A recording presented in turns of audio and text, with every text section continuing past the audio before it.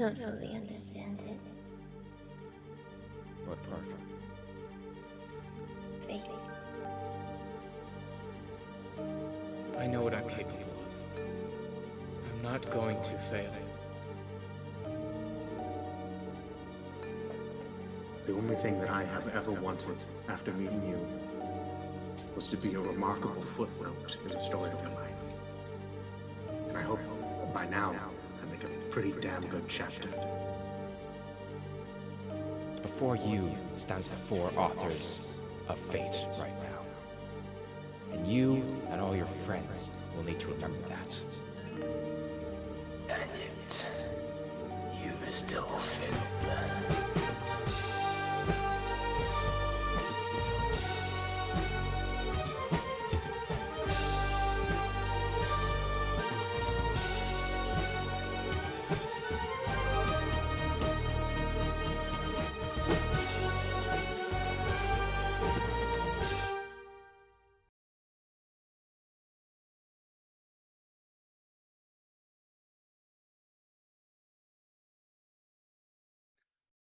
Hi, everybody.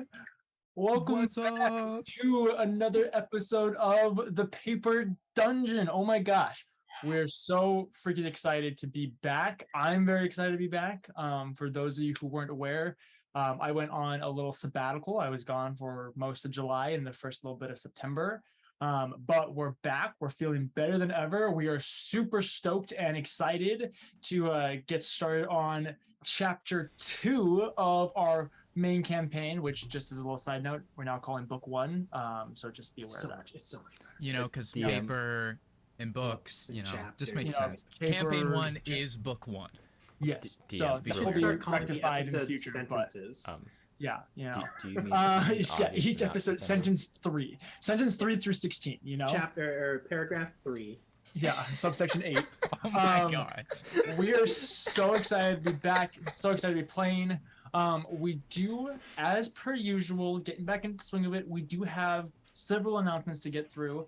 So we will start with the beautiful Miss Lydia Korn going through it. Hi! Guys, if you didn't already know, which you should, but we have other social medias. You can find us Oh my on gosh, TikTok, right. Instagram, Twitter. We are technically on Facebook, but don't worry about that one. Don't talk about but Who Facebook. uses yeah, Facebook like, anymore? we've been on our break kind of thing. They've been a little inactive, but we're getting back on top of it. I've got a few TikToks ready to go, and I'm so excited. So make sure to go follow us there at The Paper Dungeon. Yeah. Don't bash on Lydia, by the way. She literally moved halfway across the country. So that's why I like TikTok. A little bit. It's true. It's You true. know, like, she kind of was an adult, so don't bash on Lydia. Grant has our next announcement. You can bash on Grant.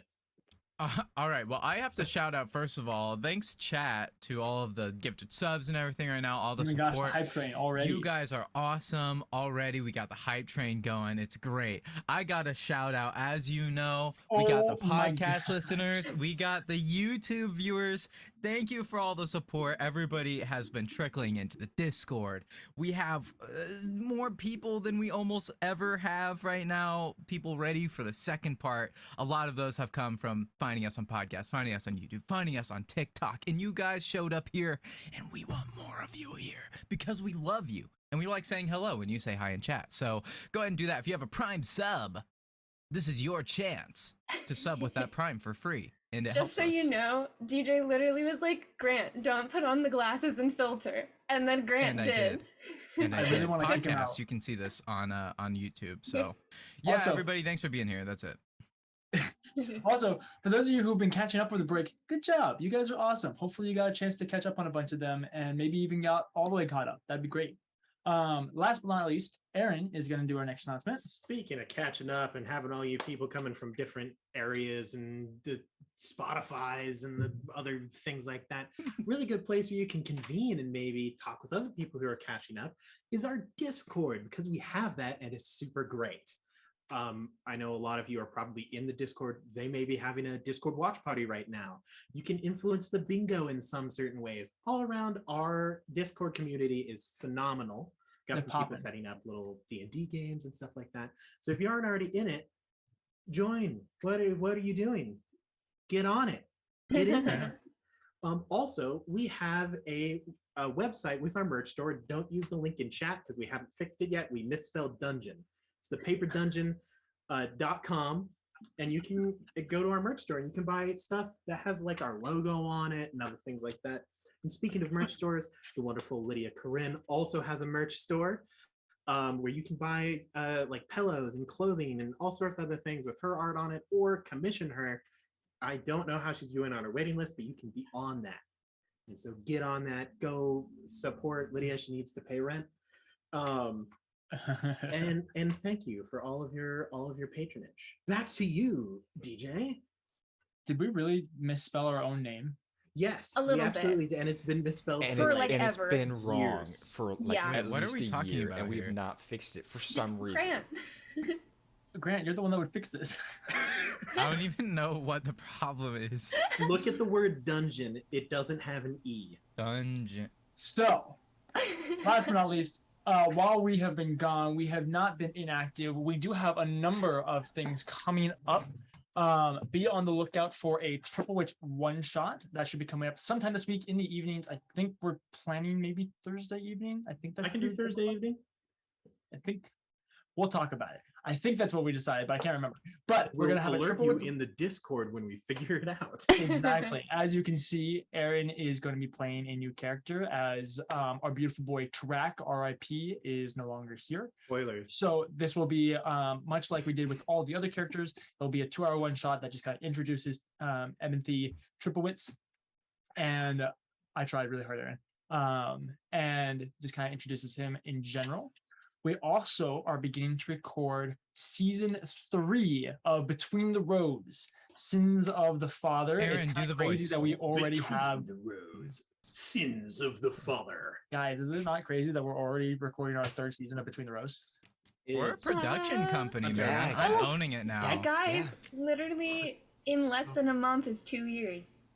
That's crazy. Yeah, it's like September 7th, right? September 7th. I finished my Nice. coffee. 2 years of the paper That's pretty dungeon. incredible.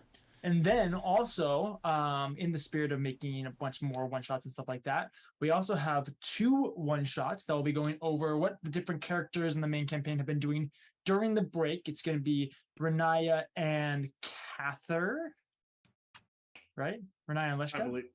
It's Yeah. just Renaya and Leshka. Cather doesn't Renaya and exist. Leshka. Oh. Leshnaya.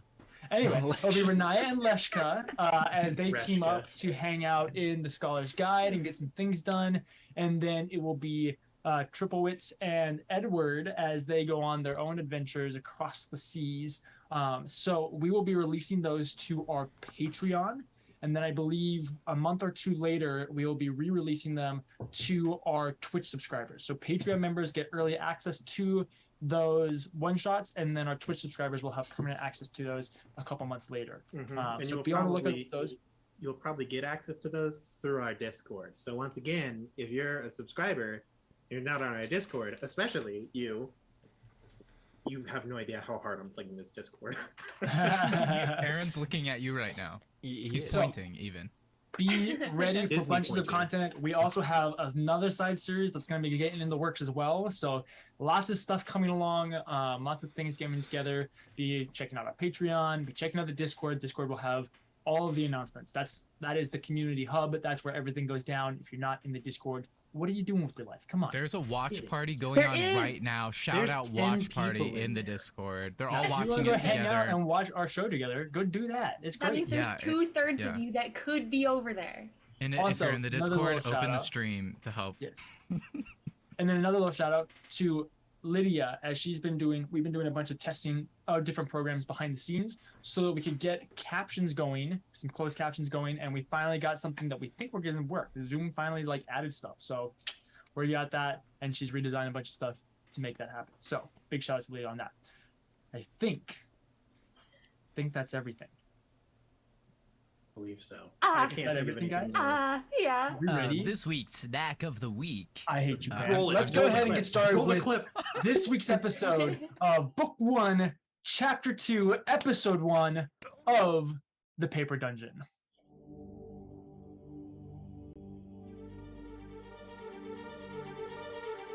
Welcome to Nico Muris, a world of lost legend and forgotten lore.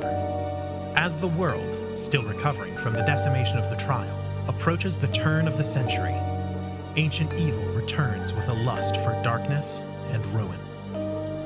Follow us into a planar conspiracy as powers beyond your imagination plot the downfall of all that is right and good. 3 years have passed since our heroes fought a war to reclaim a fallen land. Now, they must once again take up arms and write a new story, a tale of glory, fear, and fortune, as they make their way through the Paper Dungeon.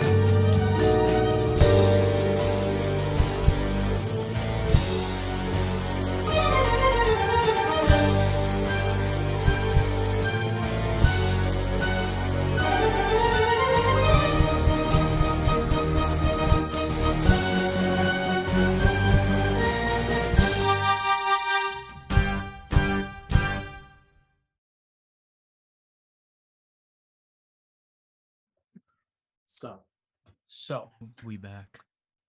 welcome back to Nico Muris. It's been 3 years since we've seen our heroes, and their lives have changed much since we last saw them. Having come off the victories at Athala, they have dived deep into their respective roles in society. While some may not be as willing to embrace modern society, all have found new lives for themselves. Over these 3 years, we have seen much change amongst the lands of Telira. The Moon Elves returned home and began their own siege on Dalwara, eventually reclaiming it and beginning a restoration process. Back in Oclaron, the people have slowly begun to return to Athala, which is deep within its own restoration process.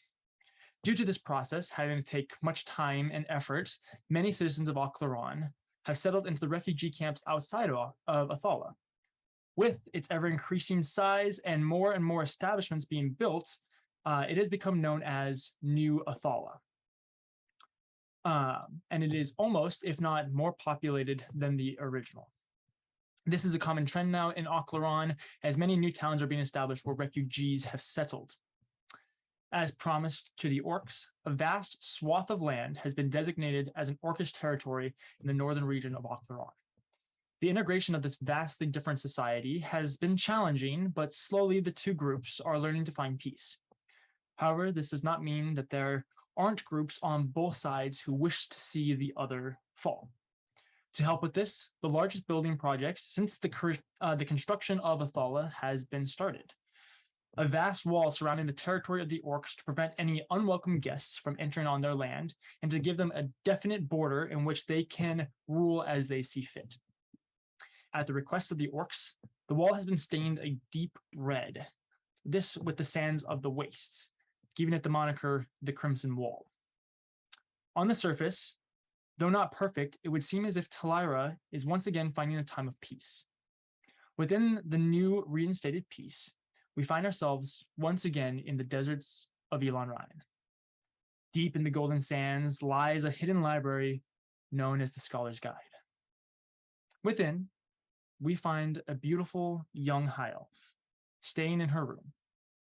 Renaya, would you please give a brief description of what you've been up to for the last 3 years?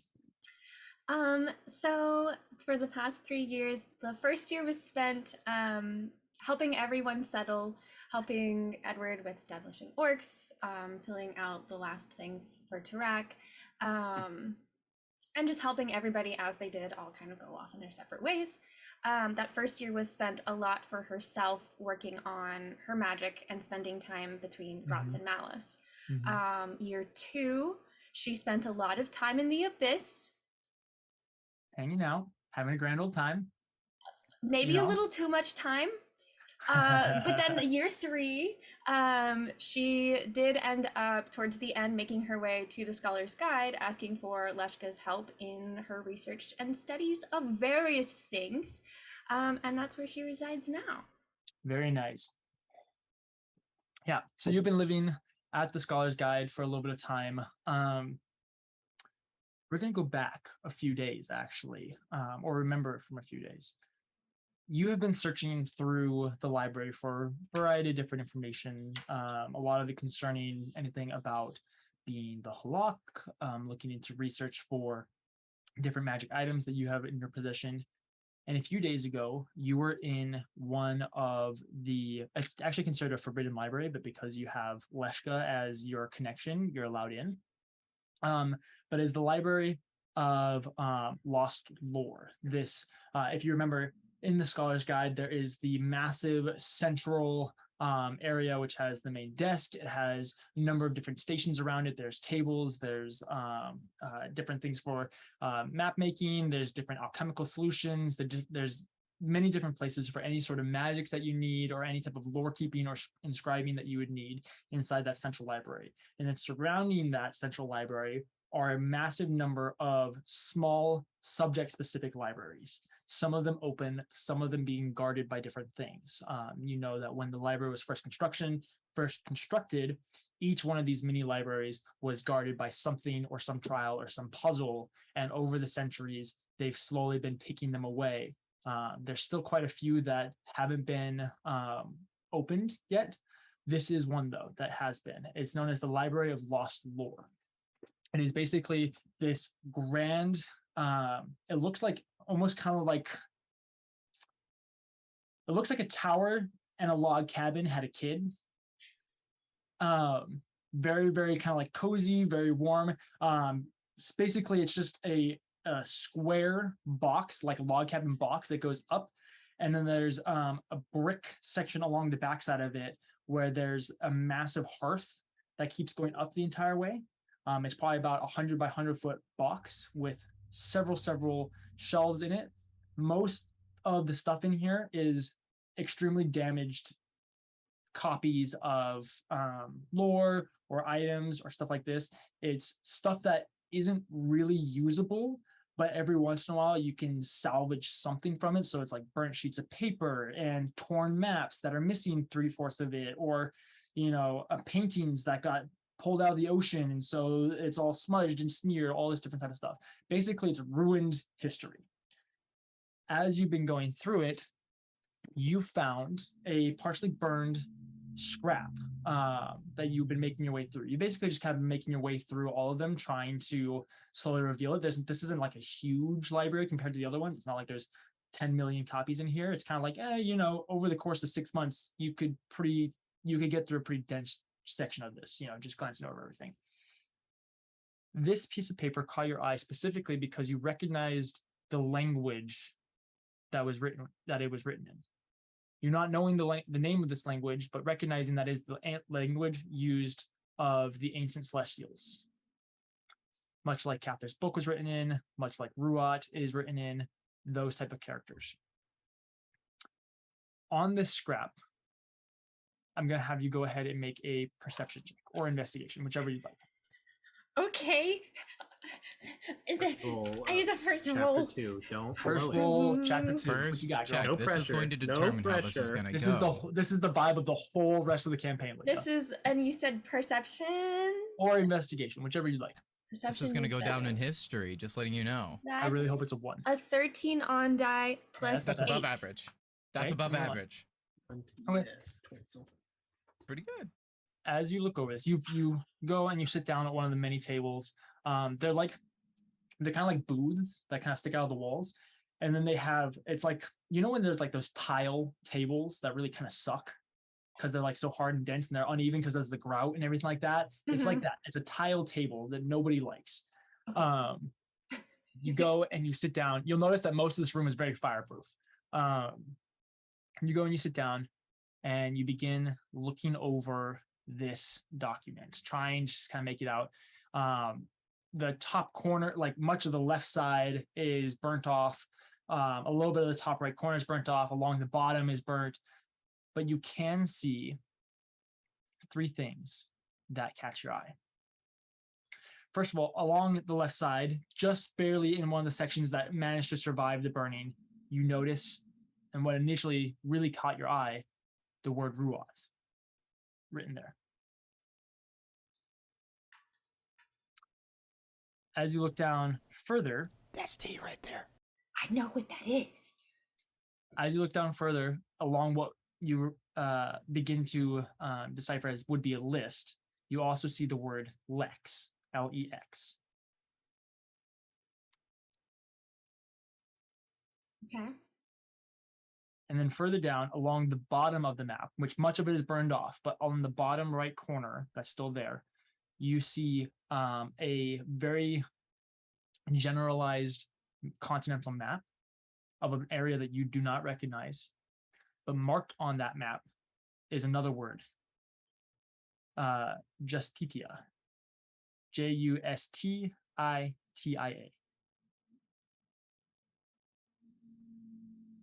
Okay. Tea. Okay. What are you gonna do? I'm immediately gonna like carefully put it somewhere safe but like Okay. tucked away.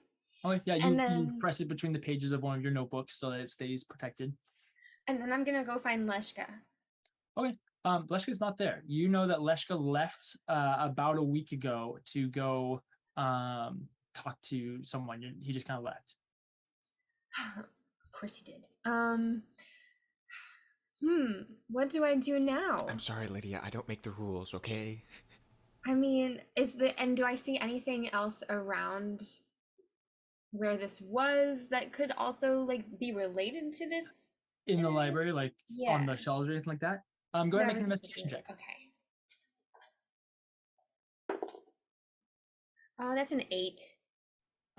Looking through, there's a lot of these papers. It's kind of, they don't have like plastic sleeves, like we'd like modernly like catalog stuff like that, but they do have each of these papers is like encased in these 2 panes of glass that have little frames. So they're like bunches of like basically pictures of these documents as they're squished between these 2 panes of glass. And so you kind of like flip through some of them as you're going through, just kind of seeing if there's anything immediately around it. The other unfortunate thing about this library is that it's not organized like a traditional library where it's like, okay, author and last name, first name, author, blah blah blah. It's like, hey, this is a piece of lost lore, throw it in there and nobody's really ever going to check it again because it's unusable, so there's no point in trying to organize it. You've spent more time in here than probably the rest of the members of the Scholars Guide combined in the last like 5 years probably. So okay. Then I'm gonna go ahead and I'm gonna summon Pockets. Okay. You summon Pockets. His horns, scaly, lizard-like kind of monkey type body appears, and he kind of goes. Okay. I need you to do something for me, okay? Okay, I need you to keep looking carefully because everything's in ruins. I need you to carefully look through this. Look for anything that has this kind of writing. Remember, like how Ruat was written? See this stuff? And I show him like the writing on the map. He reaches into his infinite pockets and pulls out a pair of glasses that he stole off of Edward at one point and puts them on. Okay, recognize this? Okay, look and around. His eyes look much bigger than they should be. See if you can find anything on this. If you do, bring it back to me, okay? But remember, be very careful because everything's really damaged. He takes the glasses, tosses them on the ground, and then goes scuffling over to the shelf. As he's shuffling over there, he does step and break the glasses before crawling up on the shelf and very slowly and carefully pulling one out, examining it, putting it back, pulling out the next one, examining it. And he's very like monkey-like, where he's like gripping the shelf with his bottom feet and like just hanging off the side. But yeah, he's very slowly, as you directed him to be very careful, he's very slowly making his way through the rest of that shelf. And then while he does that, what would be a good like open area kind of deal? Obviously, there's the main library, the main foyer that has number of different tables and booths and study nooks and all that type of stuff. It's designed to be the place where people want to read, because most of the time the Scholar's Guide wants to keep people in a central location where they can watch them and not let anything happen to their stuff. There are smaller booths within each of the individual libraries as well. So like you can stay at that table and watch Pockets, the tile table, or you can go back to the main foyer and have a lot bigger, more open space to kind of hang out at. Is there any kind of like window thing? window thing? What do you mean by like windows? Do you want like sunshine windows? See, because I want to go and I want to like give a little word to Malice, but I don't want him to show up and shatter windows if he shows up. Because he's done So the that Scholar's before. Guide is a pocket dimension technically. Okay. And so there are fake windows in some of the mini libraries. In the main foyer area, basically you can kind of think of it like, you know how there'd be like Roman temples where there's not an actual like building, but there's like pillars all around to the outside space, and there's kind of like an open area. That's the main thing. It's like the main library is a bunch of these open arches that all encircle, and then the mini libraries are just kind of like on the outside of it. And if you were to look around, it's just an infinite black void all around you. Okay. And then once you go into the mini libraries, you have more of a kind of like fake ecosystem where it's like, okay, I'm inside a cabin and the windows look out onto a forest, or it's Gotcha. I'm inside any of this type of thing. So it depends on where you're at, but none of them lead to an actual material plane place. It's all fake, all magic. Okay, then I'm just gonna go to like somewhere where I know. I'll go back to like my room. Okay. Yep. And then I'll just have like mentally communicate with Pockets. Like if he finds anything, come back. If he doesn't find anything, come back. Kind of deal whenever. But then she'll kind of get settled. She'll get out her holy symbol. Okay, I think I've got something. I don't know how much of a lead it is, but I need your help knowing if I can do anything with it or what exactly it is. I don't know. That might not make sense. Okay. I'll talk with you later. I still haven't figured out if this is like the right. Okay, I'm gonna put it down now. And she like puts it down, and then she's just going to continue to look through it, try to see if she can notice anything with it, with the damaged parts, if she can make out anything. I'll just tell you now, you can't make anything else out. Those are the three things. You got the highest thing that you needed, so that's the max amount of information you're able to get, that portion of the map, and then the 2 words. Real quick, Leshka, did you have something that you want to say? I noticed you raised your hand twice. I was just gonna say an option is she could go outside into the desert if she wanted to. It's hot. It's hot out there. It's hot out there, you know, it's bright, the sun's bright, the sand burns. It's not a great time, you know. The reason they put this here is that nobody comes here, you know. So fair enough. I'm just saying, you know. You say your prayer to Malice, hoping that she would come. Remind me, has Malice read this before, this language? That's a question. I can't remember if he interpreted it or not. I think he's seen. No, because he was created later. It was Graz. It was Graz who did that. Yes. Okay. I remember this. Yeah. Heck yeah. He's your cool boyfriend. Kind of. You call upon Malice. Let's see. Your room is not big. It's a very small room. It's enough for like a bed, and you have a little space for your stuff, and then like a sink, and that's it. With like a mirror that's like this big, like not a whole lot of space. It's very like, hey, kind of like monkish, very scholarly. Like you have minimal possessions. Knowledge is what sustains you. You don't eat for 7 months at a time because who needs food, type of thing. So you call upon Malice. And after a little while, you do hear a knock on your door. I open it.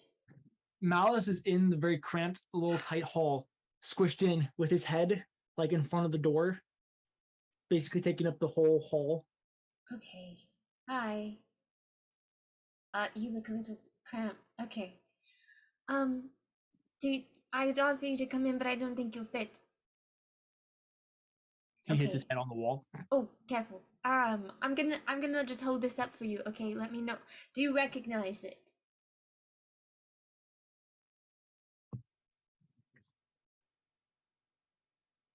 Do you recognize? You don't? Okay. Malice shakes his head. Do you think you could find somebody who does? Malice shrugs. I know you can, because this is the fancy old language thing, and you know like other gods and things. Malice points, and then He like shuffles back down crawls the his way hallway. out Where and are you then going? disappears. Oh no. Okay. Well. Malice dies. No. Please no. And we never saw him again. I don't. Do I wait? Well. Renaya screams to an uncaring god. Okay. I missed you, Well, Aaron. I don't know what to do now. My god has waddled off into the hall. Ask Kiyomura message. Oh wait, I don't think I have that prepared. Cast sending to Kiyomura. Just like, hey. After you know 3 this years ancient of not language? talking, just cast sending to Kiyomura. Slide into the DMs. So I found this thing. Yeah, I don't have it prepared. Go ahead and roll a history check for me, Renaya. Okay. Can those muscles read ancient texts? That's right. That's an 18. Post it on your Instagram. You sit here and, ruminate on the fact that Malice, once again, is the least helpful god possible, while still being the most helpful god possible. I love him, but oh my gosh. But as you kind of think through this, you remember that you actually recognize Lex. You're remembering that on the base of Uruk Varos, where the hammer meets the shaft, Lex is inscribed there. That's important information. Oh yeah. Okay. All right. Oh gosh, Malice. She takes out her holy symbol. Okay, I'm gonna go. I gotta wait. Yes, okay. I gotta go. I'm the key. I'm going away. I'm not gonna be in the room. You'll find me. And then she's gonna like dismiss Pockets while he's still in there, but so that he's like back. And then she's gonna start trying to figure out a way to get to what do we call it? Gambit's Keep. I want to go to Gambit's Keep. Okay. It's not teleportation circle. Yeah, it's not terribly difficult to get to Gambit's Keep. Yes, Leshka. Well, I was just raising my hand and volunteering to assist in that process, but I'm not around, so. You're not around. Go away. What are you doing here? Cone of cold. Leshka is dead. That's kind of awkward. You remember very simply that there is a teleportation circle that links the Scholar's Guide to many other teleportation circles, and you happen to know the code, quote unquote, the astral code for your teleportation circle in Gambit's Keep, so you can just teleport between the Scholar's Guide and Gambit's Keep. It's a rather simple process. It's just Edward's name. We were like, you should make Edward a good password. 99999. Yeah. Edward 0000. Edward 123. _ XX. Edward slaves. XOXO Gossip Girl. _ This is so nice. We literally had to get chased by like evil necky owls and betrayed by an old man to get to the Scholar's Keep last time. Do you remember that? The Scholar's Guide. Yeah. Yeah, I'm gonna go there. Okay. You head out of your room. So again, there's that central building, and then all around it is the mini libraries. There's also a spiral staircase that goes around the base as well, that leads down to the lower level. That's where the Acolyte rooms are. That's where your room is, Leshka's room is, and stuff like that. That's where the teleportation circle is. That's where more of the magical, more enclosed spaces. So like for experimental alchemy and other, sketchy kind of things that we don't really want to talk about. Hush, hush. There's a lot of locked rooms down there. It's a little bit of storage. You don't know a lot about some of the rooms that are down there because they don't tell you these type of things. But you do know where the teleportation circle is. Before I do it, I'm gonna quickly scribble a note and slap it on Leshka's door and be like, I went to Gambit's Keep. I've done it. I'm gone. And then Okay. I'm gonna yeet into the teleportation circle. gone fishing. You head downstairs. There is an acolyte there who is attending it. You know this acolyte. His name is Hagen. God, Hagen, what a guy. You don't like What Hagen? a Chad. I don't know. I just assumed. You Hagen, more enter like the teleportation Hunkin. circle and feel that very similar, very familiar sensation of your like gut falling and you losing your stomach and all that type of stuff as you find yourself in the very dimly lit teleportation room of Gambit's Keep, a place that you have spent some time at, but really not a whole lot, especially since it was finished, because it was only finished about a year ago, and you've spent most of your time not on the material plane or near here. But it's been quite a while since you've been here. Okay. You do, however, remember that in one of the central locations, as the keep has many, many rooms and hallways and tunnels and all this type of stuff, there's several like kind of conjoining areas, but you do remember that one of them has a small shrine to Tarak, where Arak Varos and the Spear of Grumsh are both nestled on. I have I have no clue if that's actually accurate to Aaron's map. I'm making it up as I go. Below Tarak's room, all of the people. So just so you know, because You should this post is it my in thing. Discord, maybe. I Unless can that's- do that. Unless that's I'd like to spoilers. turn it into like digital instead Minecraft? of just on paper. We could. Oh my god, Minecraft make it in SMB. Minecraft. That'd be So rad. We could. each of the members of Fate's Gambit has a tower in this square area. And underneath each tower, they each have their own secret room, which your whatever your secret room happens to be, whatever you want in there. No one else in the keep knows of it except for you all know Trax, because it doesn't really need to be secret. What? Both the Spear of Grumsh and Arak Varos are in Trax's secret room, Okay. which has a very easy. You literally just move like one of a weapon case, and there's just a ladder. She'll do that. Does the room look cool? Yes, 'cause it you is go- enchanted to look like you are standing like on that like big column on one of the pillars of Dern, and it is constantly the crimson The Red Dawn. the Red Dawn. It's Well, I Renaya. It's can't where remember. Renaya got her It's been name. a long time, yeah. Red Dawn. It always looks like it's the Red Dawn. You can even feel the heat of the desert winds, maybe even some sandflex. It's a great enchantment. I Some wanted to get it. screams in the distance Um, of people being, You Murdered. make your way into Tarak's room. Feel the familiar sensation of the Scarlet Wastes. Excuse me, I'm choking on my water. You feel the familiar sensation of the warm breeze with with little flecks of sand coming through. You don't really know, like, you know magic. Magic's your thing, you know? How they got the spell to simulate flecks of sand flying into your eyes, you don't know, and you're kind of pissed off that they did manage to get that accurate, because that sucks. It's That's really the worst annoying. part. But on the far side, there is a little pedestal with Arak Varos resting, head down on it, shaft sticking up, and then above it there is the Spear of Grumsh hanging on the wall. Aaron, I'm sorry if this isn't to your liking. I don't know the details of this. Go No, away. you're kidding. The No, Spear you're of doing Grumsh great.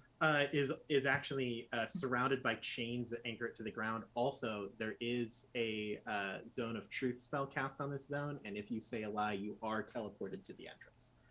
There you go. But yeah, the Spear of Grumsh is chained just into the earth. Nice. You approach the hammer, and we're gonna move on to someone else. T. Yo. So, Edward, All right, we're doing this. Whew, we're let's here. go. How's it going, buddy? It's going Edward really is well. Like, are you asking Edward or Grant? Well, I was asking you, Grant. How's it going? Me, Grant. Doing real well. It's so nice to hear Renaya stumble over her words when she's flustered. Just classic. Put a smile to my face. We saw the fortress, saw the cool little sacred space of the relics, and yeah, I'm chilling. I ate a bowl Nice. of golden grams earlier. Would you like Wow. to know more? I drink a whole No, coffee. you can actually just stop talking at this point. Okay. Or actually, rather, I'd have you answer Edward's this what question. people are here for. What has Edward been doing over the last 3 years? Give us a brief description. Okay, so shortly after the siege on Athala, Edward attended a meeting with the political leaders and essentially talking about how Akhlaran's going to go, all that stuff. And he was appointed the task of, and he actually volunteered for it, the task of mediating between the orcs and the people of Akhlaran, deciding kind of what's going to happen and how that's all going to go. And then also the rebuilding and resettlement of Athala. Which, as you could imagine, would be quite stressful. Fast forward, he's pretty much helped get the orcs their own land, and he's been learning Orcish, so he's been able to kind of communicate with them, and of course the Tanar already kind of knew him through that whole deal, so he's been able to do that, although the tough part is that all of the grievances that go towards the orcs from the people of Athala go to Edward. He is the middleman. So he's handling that. He's also handling rebuilding of Athala. Quite stressful. But as we get closer to nowadays, Athala is, as you said in the beginning, nearing completion. They've been working on the temples for a long time, which Edward is frustrated on because all that's left is the third ring and some odds and ends here. And he's just like, I hope you finish the temple soon because I'm sad that the third ring isn't done. But I want my house. Yeah, exactly. He gets it. He's also working alongside Charles. If you remember, Edward's homie. Charles has been appointed leadership over the refugee camps, which they are calling the refugee camps, the people that want to stay there, New Athala, and they want Charles to lead. And Charles doesn't want that. Neither does Edward, because that's just a whole nother headache. However, this seems kind of inevitable. So they've been trying to get people to move back to Akhlaran, but that's been challenging. Or not Akhlaran, Athala. But some people just don't want to return to Athala, which they get, but they need people to settle there. So they've launched a whole campaign to try to get people back. It's all this kind of stuff. So it's just a lot of politics, right? Switzerland does, where it's like sell a plot of land for like $1 or something. That's a great idea, and it's more decent than it used to be. It's almost self-sufficient, but Edward has also been taking more international trips as a bit of a diplomat to actually get people to aid in the rebuilding of Athala, and Charles and Edward have been working really hard to make it sound real good, because it's better. Like the great Athala, not the new Athala, but the Athala is better than ever. Come move to Athala. Rebranded. Yeah, exactly. So there's actually been a lot of diversity. There's even some international diversity now in Athala. We have free Wi-Fi now. Yeah, so Edward, his life is a bit in danger at times because people really don't like what's happening with the orcs here and there, and he's just dealing with a lot. So that's kind of what he's doing. He visits the keep every now and then, but for the most part, he keeps to himself. What? Yeah. There you go. Speaking of being the middleman and having to deal with all these political issues and everything like that, we are going to open with you on your way to the Crimson Wall. You've been requested to show up as, from what you've heard, the orcs have been now having to deal with a number of bandits, or maybe one set of bandits who are intercepting supplies for the wall, stones and dirt and sand and imports from the Scarlet Waste itself, so they can actually stain everything. A lot of those materials that are needed to actually build the wall have been intercepted, and it's causing a pretty sizable delay in the progress of the wall. And so you've been requested to come basically either deal with that or figure out how to get permission. So you slowly are making your way. What is your preferred style of travel, my friend? He prefers horseback, and he prefers to have a small militia of military with him, because you never know who's going to show up, especially when you're doing something that regards the orcs, and so he will be on horseback, and he will be behind him will be a few select horsemen, if that's okay. Okay, perfect. Yeah, you and your personal guard, your band of militia, have been making your way to the Crimson Wall for a few days now. It is a decent journey, although from Athala or New Athala, it's only like 2 to 3 days, versus from like Tin or from Gambit's Keep, it's going to be like a solid week of riding from there. Right. But from wherever you're coming from, you now see in the distance the massive Crimson Wall rising out of the plains. You see the different towers. You see the wall is stained that deep crimson. It's also marked with a number of different inscriptions and runes that the priests of Luthik carve into the wall to bless it and to call upon the Orcish gods to defend the wall and to bless it and make it strong and all those type of things. But the priests of Luthik, it's kind of terrifying, honestly. It looks very orcish, and they're not ashamed of it at all. It looks like a spiked wall that's constantly bleeding is kind of what it looks like. Edward states to the guards, he says, there's the great terrible wall. We've been working on it for so long, I haven't seen it in months. Finally, it's becoming to come to be. Your guards are like, here, as Here. you make your way out. As you get a lot closer, there is a greeting party that comes out to you to rise out. A few orcs riding their aurochs come out. You do recognize one of them right away, Urul. He is the head supervisor of the Northern Wall. And Edward pulls out his half-orc amulet from under his breastplate, just to make sure it's showing. Okay. As they come out, you and the orcs speak mostly in Orcish as much as possible. The orcs are also being some of the orcs are being educated.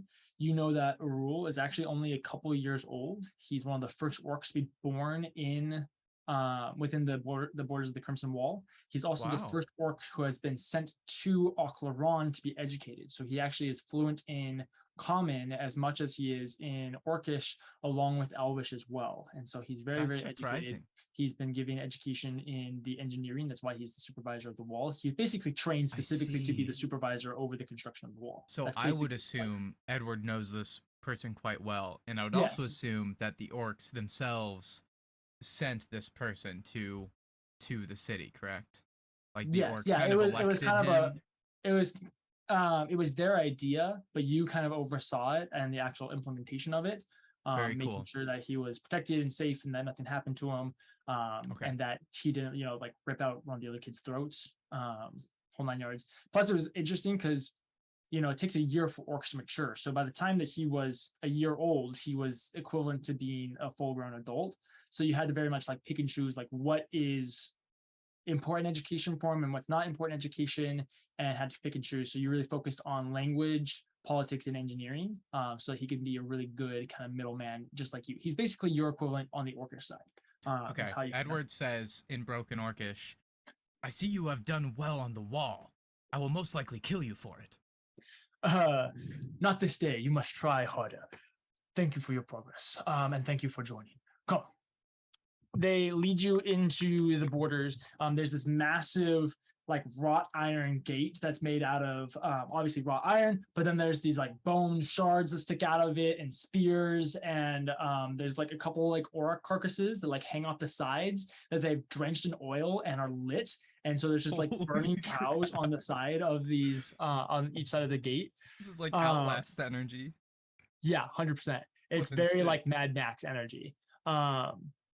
You enter into the gates, which they close behind, before you are then pulled up to kind of this, it's basically an office building near the outer wall. It's where Urul lives most of the time, and it's where he does most of the planning and overseeing of different things. It's also where they have meetings for this type of stuff, where people like Onag and Mazoga, two of the other construction people, also meet with Urul.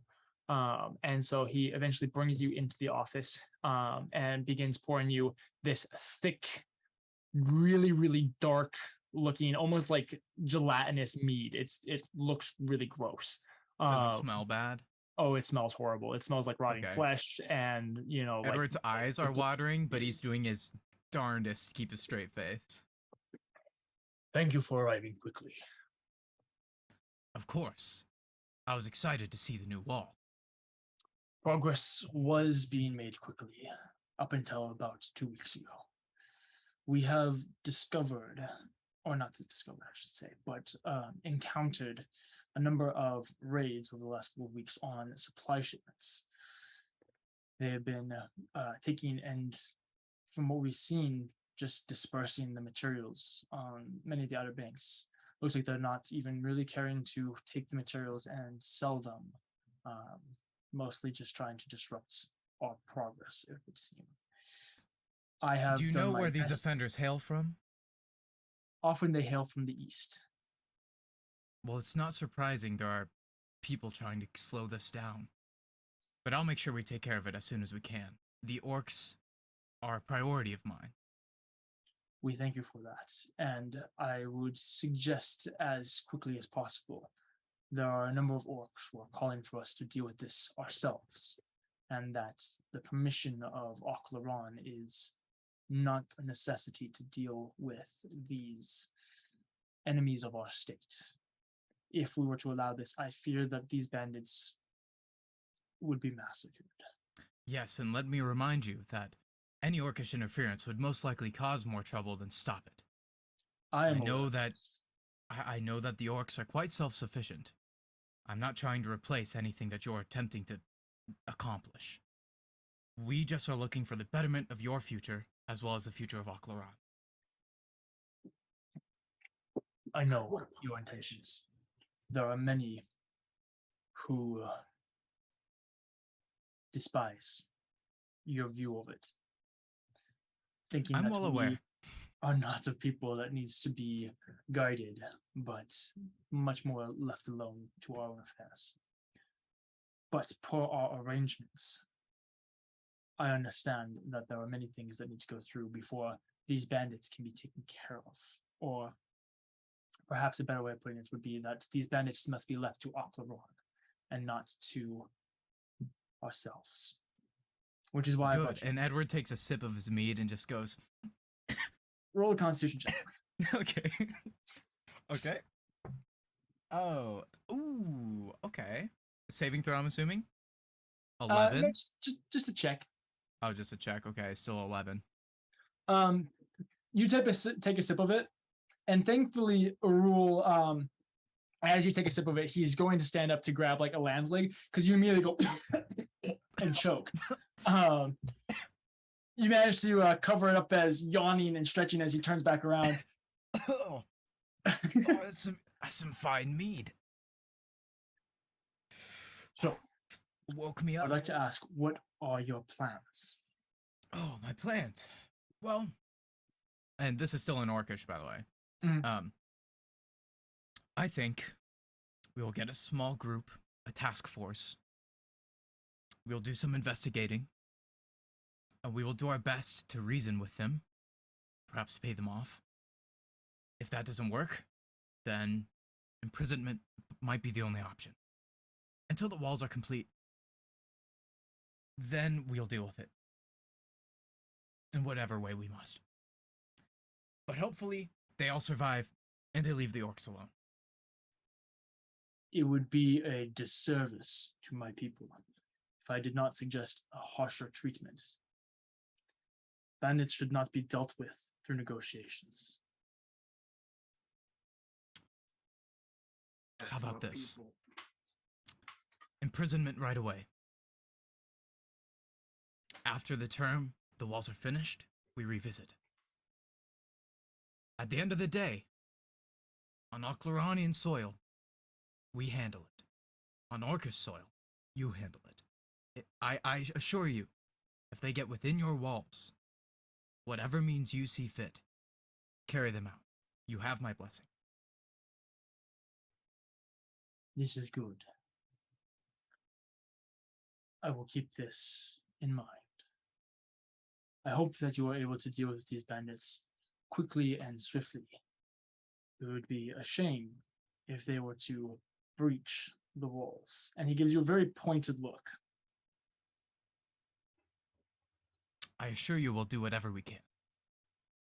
And if it doesn't work, I'll try to kill you. You will try.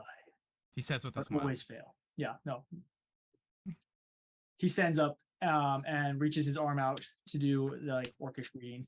Yeah, let's go. Before doing a slight turn, you exit, remount, and Urul begins Mount up. to make his way. You can tell that there's, of the 10 men that you've brought with you, it's very interesting. There's like 5 of them who are very, very comfortable. They've come to be very accepting and understanding. There's another 5 of them who look very uncomfortable.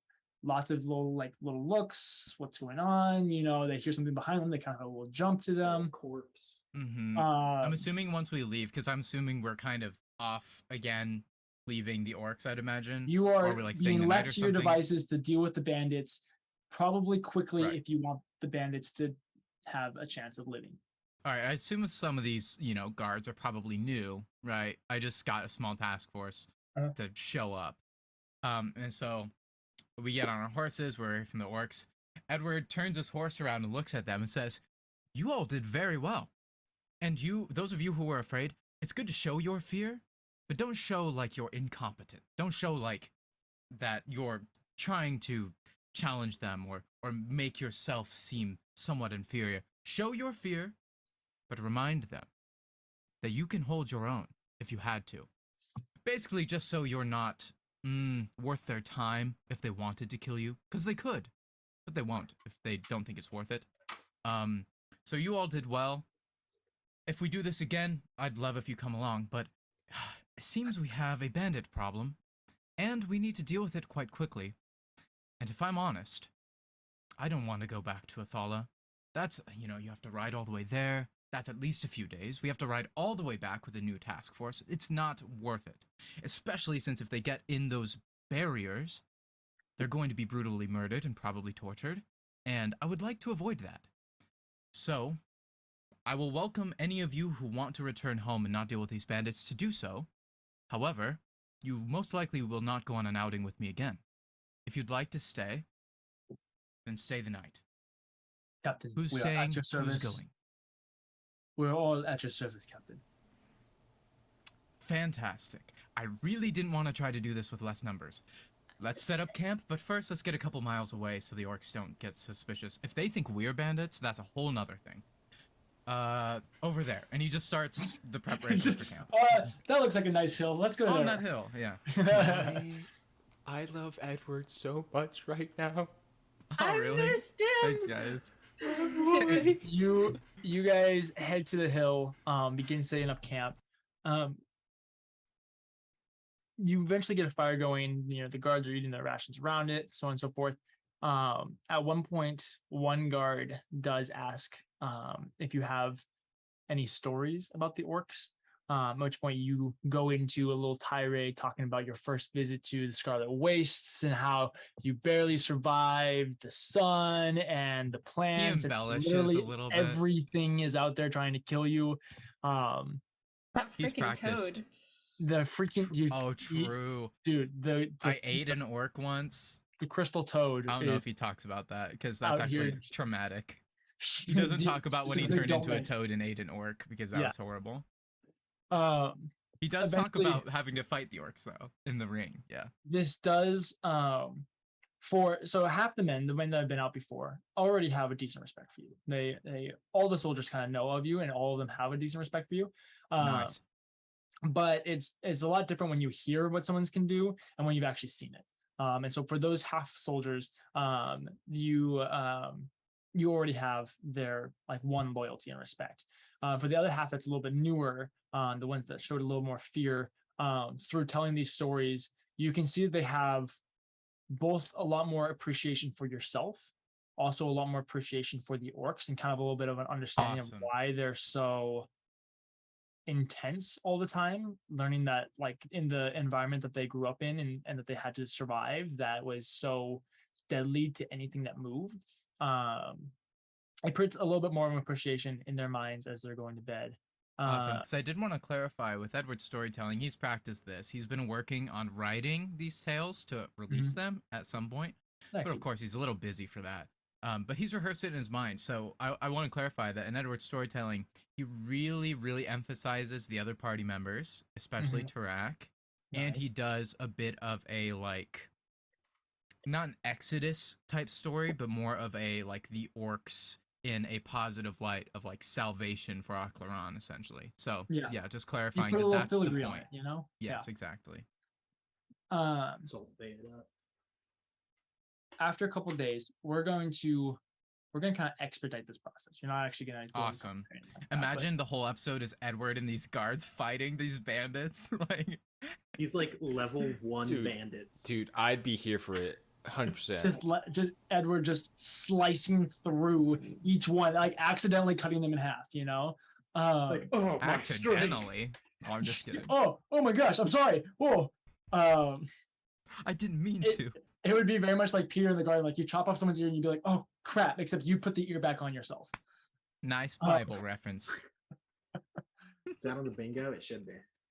Bible reference? Yeah, Bible references. We're going to do it. The Bible's metal, dude. The Bible is an R-rated book, yes. Anyways, moving on from the Bible. This is a D&D podcast, not a whatever that is. Over the next couple of days, you begin doing some stakeouts, kind of getting a feel for numbers of these bandits. You begin to learn that there's usually 2 to 3 groups ranging anywhere from 14 to 30-ish or so members within each group that will typically go in and they will seize the cart. Most of the time, it's not orcs that are riding on the carts or anything like that. It's merchants and emissaries from other nations and stuff like that who are helping with the wall, providing supplies and stuff like that. And so it's not like these bandits are having to fight off orcs to get these. It's much simpler than that. And so they're able to you do watch them go through one more raid as they go through, and they take out some of the guards, they take out some of the merchants, stuff like that. You do notice they don't kill any of the humans or anything like that. They just take the materials, or humanoids, I should say, any of the people. They just take the materials, and then usually they'll drive off with them. And there's a cliff nearby that they actually just run the materials off the cliff. Now that's just annoying, right? At least sell them or something. Can't believe we've got griefers on our server, dude. This is literally. This is how Edward feels about it. He's just frustrated because this is valuable stuff from the wastes, not easy to obtain. Yeah. Why? Okay. Yeah. So yeah. It's very much we're doing this just because we don't like orcs, not because we care about profit. Yeah. It's just out of, they're basically hate crimes. Is kind of what it is at the moment. Okay. So what do we do about it? You guys. Do about it, DM? Well, I'm going to ask you, what do you do about it? You have the numbers to overpower them. You have the reinforcements that you could call in, knowing that there's large numbers. You're also a freaking level 12 bard/fighter combo, which is a great combo, and could probably smite them. Yeah, I probably could, actually. Well, here's what we do, right? We see them raid, and we let them. Actually, what's another load of this stuff, I mean, you lost some sand, you lost some stone. It's not great, but it's worth it for the cause. We go see where they dump it, just so we know where all of the stuff is. And then we follow them to their camp. And I want to know how big their camp is. Because if it's like a couple hundred people, that's a little harder. But if it's like a small group, that's just kind of like chilling. Even if they go back to a town, we can at least identify the people. That's what I want to know. And then things will get dicey. Literally, because yes, it's a D&D D&D 5e podcast. Welcome to the Paper Dungeon. Was that the first actual pun? Play podcast? Cue the battle music. Just kidding. Is that Mission Impossible? What's up today? The Incredibles theme. How does that go? Wait, no, that's on. Okay, so I told you there's 3 groups, so we're going to determine how many are in each group. Oh, with dice. Okay. Don't worry, we'll sweep. 2 groups with 1 person and 1 group with like 28. Clever. So 10 and 6. Welcome to the part 152 bandits total across how many? 152. 152. Oh, Across that's quite a different few. Okay. Well, that's a lot of people. So it's like 50 some per group. You're fine if you take them one group at a time. Yeah, that's true. You also have 10 very elite soldiers with you, and it's you. I do. So, But you can also call in reinforcements. It would just take a few days. You also notice that as you're kind of spying around on different things, you don't want to really think of it as spying because that's pretty rude. But you do happen to notice that the orcs also begin reducing the number of guards they have on the wall, so that if the bandits were to get too close, they could get into the walls potentially. That's actually a bad sign. Yeah, no, they're very much almost like goading the bandits in so they can just. This is what Edward does. This sounds like a self-resolving problem. This is what Edward does. Edward will approach just him. How far away can I have the guards without it looking intimidating, do you think? Like, well, you can 100 feet. So if you want to have the guards away. Do you want them to be hidden? I want them to be in sight, but they're away. Okay. And I want to approach. Is there like a leader of sorts that I can address? Essentially, I'm imagining there would be like the pillager with the little banner in Minecraft.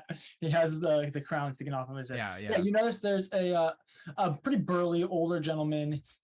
He's got two little hand like warhammers hanging off his hips, like the small warhammers, like an actual warhammer, not like a massive dwarvish warhammer, but like an actual warhammer. He's got two of those hanging off his hips. Pretty big, sizable belly. Man eats well. He likes food. Big old bushy gray beard.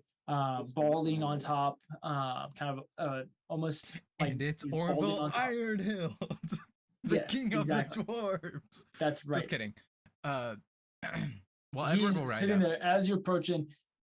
Several of the bandits kind of like get up and they see you and immediately recognize you, so they kind of like give you some berth. He doesn't care. He's sitting on a log eating the lamb's leg right next to the big old fire. Could care less about you. Edward's actually smiling, quite friendly. He does not look intimidating. He doesn't even have his rapier, like, you know, the little leather strap that keeps the hilt in place. Doesn't even have that undone. He just rides up on his horse and he says, "Tally ho and well met, bandit. I would like a word with you, please." Don't worry, this isn't a raid or anything. Sorry, what was that? Oh, yes. Well, I would just like you to know that, as you know, I know that you've been taking supplies from the orcs. And something I also know is that the orcs don't like it. So there's a couple ways this could be handled. One, we talk. And we come up with some kind of deal that doesn't involve you being filleted alive, inspired by the orcs. Because, let me tell you, that's where you're headed, buddy.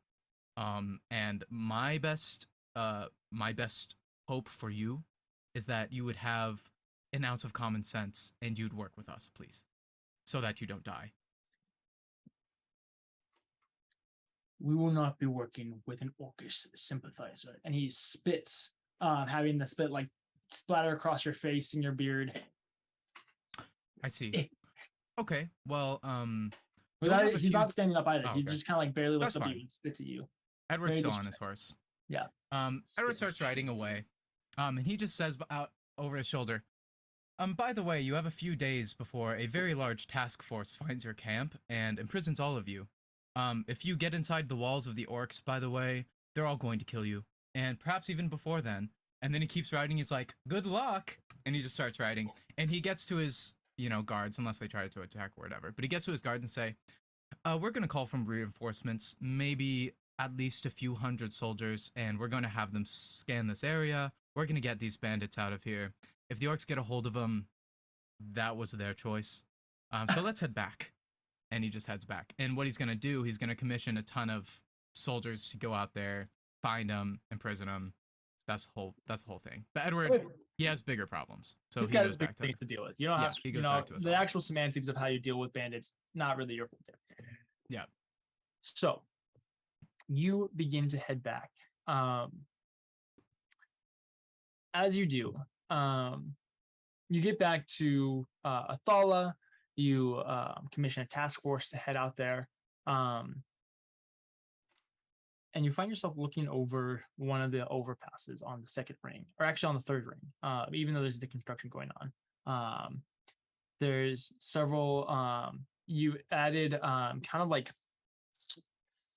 outlooks or like scenic spots on the walls at the top of each wall. So there's like a little like grassy patch now at the top of each wall. It kind of makes these little, they almost look like horns coming off the wall, except a little bit flatter and stuff like that. But they're just Like places where you can go Oblivion. that you can look out on the views of Athala from higher up. You know, Yeah, from, gotcha. From, Yeah, from little higher. watchtowers. Like the watchtowers, except it's not a tower; it's just an open platform. Yes, but nonetheless, Okay. you find yourself out on one of these. How did I get here? Well, I'm just kidding. you just been I making know. like- I know. I'm just messing with you. Sorry. And you find yourself almost homesick, realizing that you haven't been back to Kentin, you haven't been back to Gambit's Keep, and you haven't seen any of your friends in months. Especially after telling that story. You feel sad. What are you gonna do? He says to the night, how did things get so crazy? I feel like one day I was looking out of the window of my estate, wishing that I could be out in the world, and now I'm looking over Athala. And people don't even want to live here. What's... And the orcs... Track would know what to say. I'd probably get mad, but feel better after. Maybe I just need some time off. Oh, I think I'm going to head to Gambit's Keep. And he just walks back inside. Mhm. He finds whatever advisor or whatever he's with. And Edward tends to decide he needs to go visit other countries, other representatives of other cities to try to get aid for Athala. Yeah. But Athala has actually been going quite well. They're mostly sufficient. They know the drill. And now somebody's going to go handle the orcs, so hopefully he doesn't have to think about it again. And so he goes up to this advisor, whoever it is. Is it Sam with the red hair? Yeah, sure. You know what? Let's do it. Yes! Yes! No. She's back, baby. Sam with the red hair, the She's a little receptionist. 10 assassin. I hired her rogue from now. Horentha to be your personal assistant. Yes, and Maxius, or whatever his name is, recommended Sam, Maxius right? is dead. Our boy is dead. Oh, shoot, maybe that's why. She needed work. I got you. Oh no! So She's like, oh shoot, dog. Maxis is out of the job. Oh man! So am I So, now. Ah, phew. and they had met before. So Edward goes up to Sam, Oh my goodness. and Edward says, I decided that I need a couple days. I'm going to go to, don't tell anybody, but I'm going to go to our keep. Of course. I just need to see my old companions. Naturally. You know the drill. Things have been going well here. If there's anything that happens, I'm sure Charles would have plenty of insight. As well as the orcish problem that they just sent me on, I'm sure you're informed. I sent quite a few troops. Hopefully they take care of it. If not, I'll figure something out. But I'm You're going to go for a such a couple baddie. days. I know. I'm going to go for a couple days. Do you think you got it? Of course. I will clear your schedule, and if I have any questions, I will refer to Master Charles. Fantastic. You're in charge, by the way. Congratulations. You're in charge of Athala for a few are you days. sure I'm qualified for this? I'm Absolutely. Nope. Look, we've been working together for plenty of time. At this point, a lot of the time, I'm just a mouthpiece. You know, I just tell people what to do. This has very like Pepper Potts becoming CEO of Stark Industries I vibes. had my the same gosh. exact thought, DJ. And he's like, "Don't worry, it's nothing official. You don't even have to tell people I'm gone. I'd prefer if you didn't. Just do things Okay. as normal. If there's a problem, say, Edward will Hey, get to it. Will you know. use you as my puppet. Perfect." Well, I'm going to go. I'd like to travel at the Cloak of Night, actually. So I quite like Okay. the stars. All right. Well, bye. I guess. Safe journey, and try to get back to me. I mean, us, safely. I will do my best. I'll make it quick. Yeah. Anyway, and she kind of shuffles off. No. Yam. I did not see this coming. Damn. And damn. So, Edward will take one of the back routes out, which he carefully instructed would be built after the incident. He made sure that there were paths below Athala that were accessible from any rain. Did the catacombs? Oh boy. Yeah, and so he goes through there, goes through the like where kids were being kept kind of thing from the last book. That was awkward.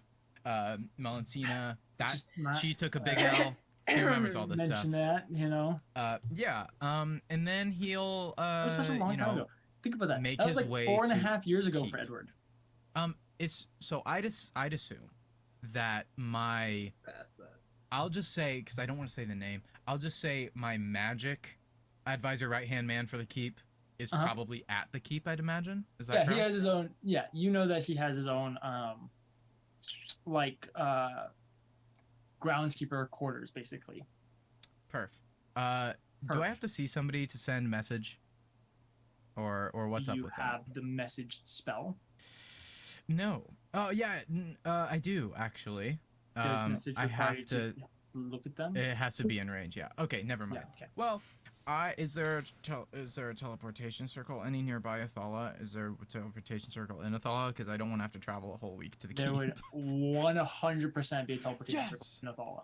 So, he in doesn't your go through the closet. catacombs. He Just doesn't have think 5 about foot square. Melancina. He avoids those negative memories and goes to the teleportation circle. And secretly goes to Fate's Gambit. I mean, the Gambit Keep. Gambit's Keep. It's Gambit. By the way, I do want to throw in, Edward, with Track's plans, oversaw the completion of Gambit's Keep as well, and found a helper who actually volunteered to help with the magics of the keep, primarily. And he has been very trustworthy to Edward. He doesn't ask questions. Segue. If it makes Are you sense, done? if that's what you want to do. Yeah, I mean, segue. yeah, Except that I'm going to Leshka, not... Yeah, I think nuts. I don't Well, need you to segue put for a me. pin. Whole Put a thing pin in planned this out. segue. Put a pin in this segue. This is more of a wait Ooh, Uh, tea. So, Leshka. Hey, scene. Thank you. I hate you, Grant. I'm just kidding. I love you. Actually, it's nice to have you back. Thank So, let's go. We find ourselves a little seasick. You are riding back on a boat that you're well familiar with, April's Pride, captained by Captain Helen Brooke. It is a most of the time they're a fishing vessel, but you have worked with them many times to travel to and fro several of the small islands that surround Rivaluna. You've been making your way back from an unsuccessful voyage. You went there to try and get in contact with Cather, let him know about a couple leads that you have about different things that you guys have been working on together. But unfortunately, to your surprise, he was not there. happens. What are you gonna do about it? He just disappears. The dude is a mysterious man who doesn't really talk to people. He's very bad at talking to people and communicating. Maybe because he can't with magic.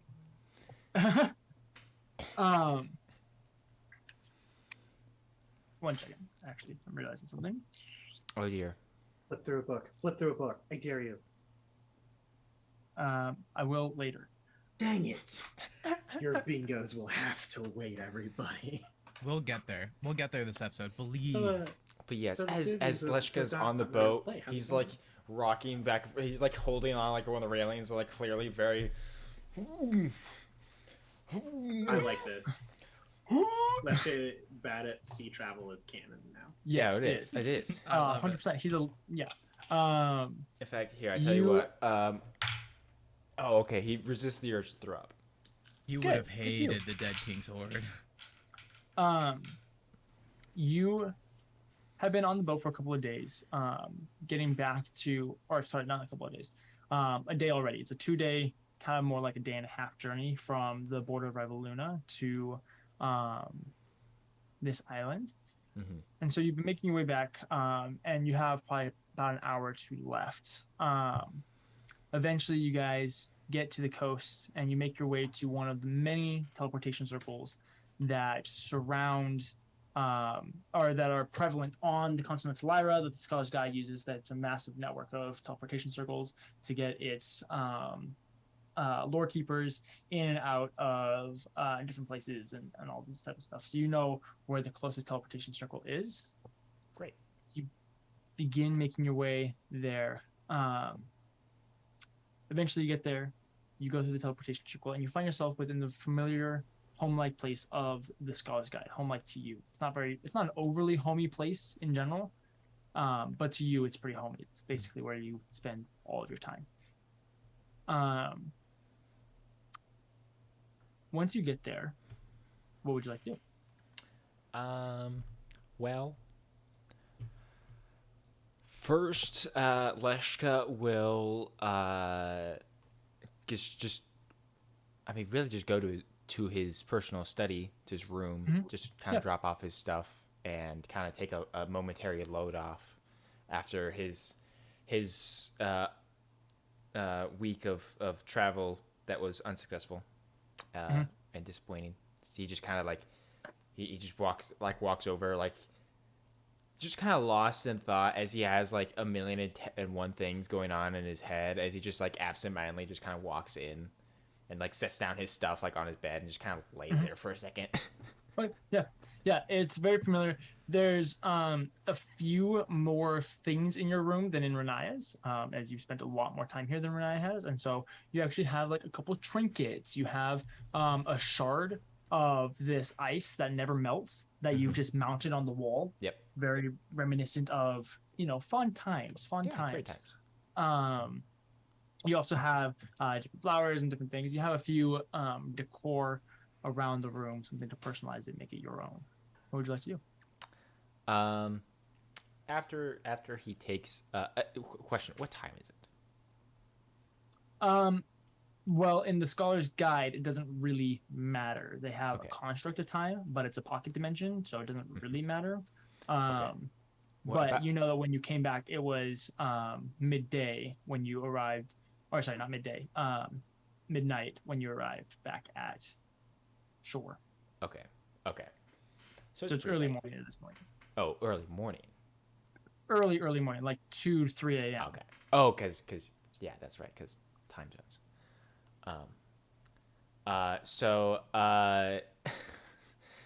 Oh boy. He'll because it's been a while. He'll go over to Renaya's room. Right. You go over to Renaya's room, and you see the equivalent of a sticky note, which is just a piece of paper that has pocket spit on the back of it, and it sticks to the door. That says, "Be back later." Well, actually, Renaya, what does it say? Actually, I'm just curious. It says that she. It says, "Went to Gambit's keep. Be back maybe soon. Later. I don't know." And there is a heart on it. There is lovely. Good to know. That was the crux moment right there. So Leshka looks at that as oh, okay. Well, pulls out his non-existent pocket watch. Runs back over to his room, grabs his satchel and his staff. He runs back over and hurries back out and goes to the teleportation circle. Okay. Heck yeah, Doug. Leshka is efficient. That's right. He's good at his job. Leshka's You arrive- Oh, actually, wait. Before he goes, he gets to the teleportation circle room. He pauses for a second. He real quick turns around, finds the cafeteria, and gets the equivalent of a coffee. Nice. Yeah. Love it. Love it. he waits a couple minutes for it to to get it, and then he. All right, let's go. Equivalent of a coffee in this fantasy Potion world, of stamina. Potion of Coffee. stamina. It's actually just coffee. Oh, nice. I mean, I was gonna say coffee has been around for a while. Aaron, I'm gonna send you a quick text.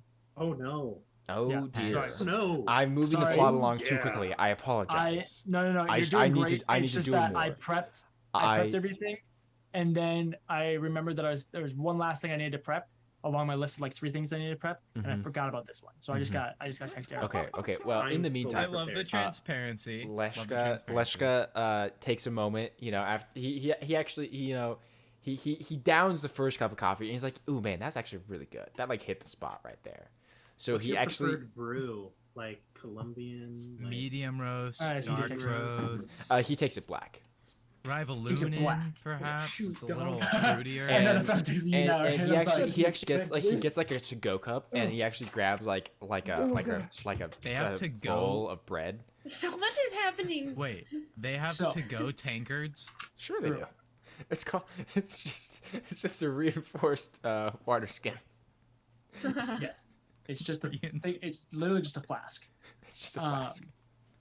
So you make your way down to the teleportation circle after grabbing your cup of coffee, and you put in Edward 000123999, whatever we decide the code was. Yep. Edward is Uh, cool with a Z, 1, 2, 3. That's right. Edward is According cool. to Maz. And you find yourself in the also barely familiar place that is the Gambit's Keep. You've been here once before. I was gonna say he's been here like once. Yeah.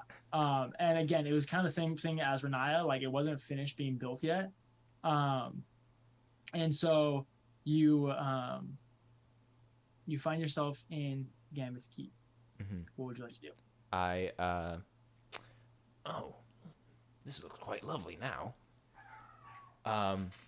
It is much nicer now that it's finished. And he'll take a few minutes, kind of stroll through like what I assume to be like a garden space, some flowers, kind of just take it all in for a second. It's like, man, this is kind of nice actually. It's a shame nobody uses it. and then he walks through the front door. Right. Well, he yeah. approaches the front door and just kind of just knocks. Well, there's not really a front door that you're knocking on. You're No. already in the keep. Oh, lovely. You have the teleportation Yeah, circle. yeah. And I so- got a map, bro. He's so excited. Yeah, I guess But- he just kind of like walks into like out of the teleportation like room, and it just says, hello, Renaya. Hello. Renaya. Maybe she didn't come here. It didn't come here. It didn't come. Would you like to roll an investigation check, Drew? Answer. What? Let's see. Sure. Yeah, I'll roll investigation. Nerd. Leshka will just kind of wander around. Okay, sure. Yeah. Go ahead and roll investigation. Question: are there labels on like No. on the for like No, the towers? Not at all. There are Okay. traps. There's like little. Okay. signs. Can I roll? DM, would you allow me to Like roll a on, like, d4 to determine You which could one he goes to assume first? Most likely, which one is Renaya's, because each of the pillars are made out of a different material. Okay. Mm-hmm.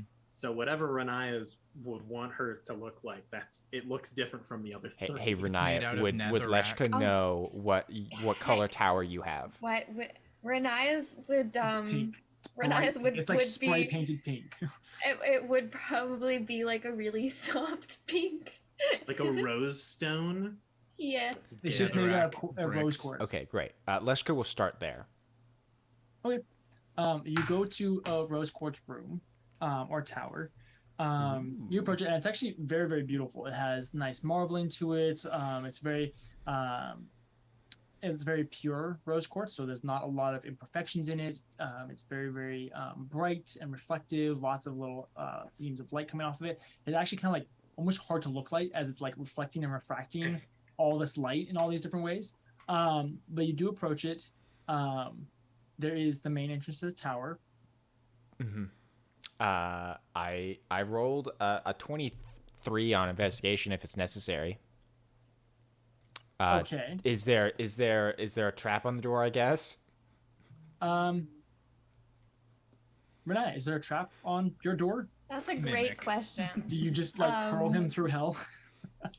That'd be Oh, I sick. thought you just Odd or even, Drew? Even. Leshka dies again. You said For even? the, like the 17th time. Was that an even? Sorry. Yeah, even. Yeah. There is a trap on the door. There is a Okay, trap go on the ahead, door. take it. I'm ready. Okay. Is this book time? Okay. flipping So through books. That counts. Wait, So- this I okay. cannot believe that I flipped Oh, exactly dang to it. the page. I so couldn't say it in time. Doesn't count, guys. is it a magical trap or a physical trap? Odd or even? Actually, you know what? It doesn't matter. It actually doesn't matter. I thought I had dispel magic, but I don't. Oh no, I do have dispel magic. I lied. It does matter.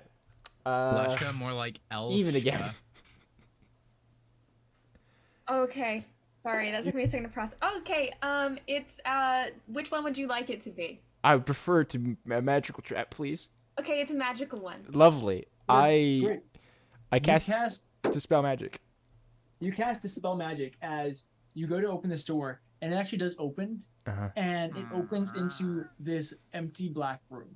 Oh. Devoid of anything in it.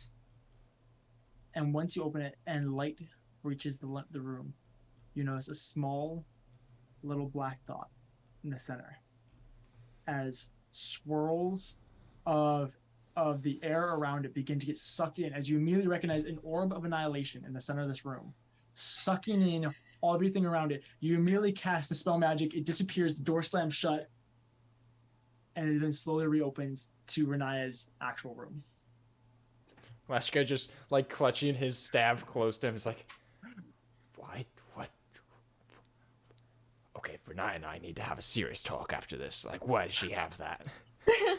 Why is that necessary? Nobody comes here. I love Leshka wandering through the keep and just dumping on it. You wander into Renaya's room and very quickly realize that she is not there. Nice. He goes back out. He looks at the other three rooms. He sees Edward, Cather, Tarak. Well, let's see. You know what? Just because he wants to, he's gonna go check on Cather. Gonna go Nice. check on Cather. Yeah, you show up at Cather's room. Cather's room's not trapped at all. No, it's not. It's not. It's totally not. Cather It's- has his traps on him at all times. Nice. No, yeah, the door. I like to imagine that the door isn't even really locked. No, it's not. You just and- open it. and It's yeah. actually left slightly ajar. Yeah, and the room itself is actually very like it is somewhat decorated, but it's very basic. Like there's like there's bed in the one corner. small painting of your sister, and that's it. Pretty yeah. There's like a And bed, then like just a desk, bunch of posters and yeah, like of Kiyomura. and then-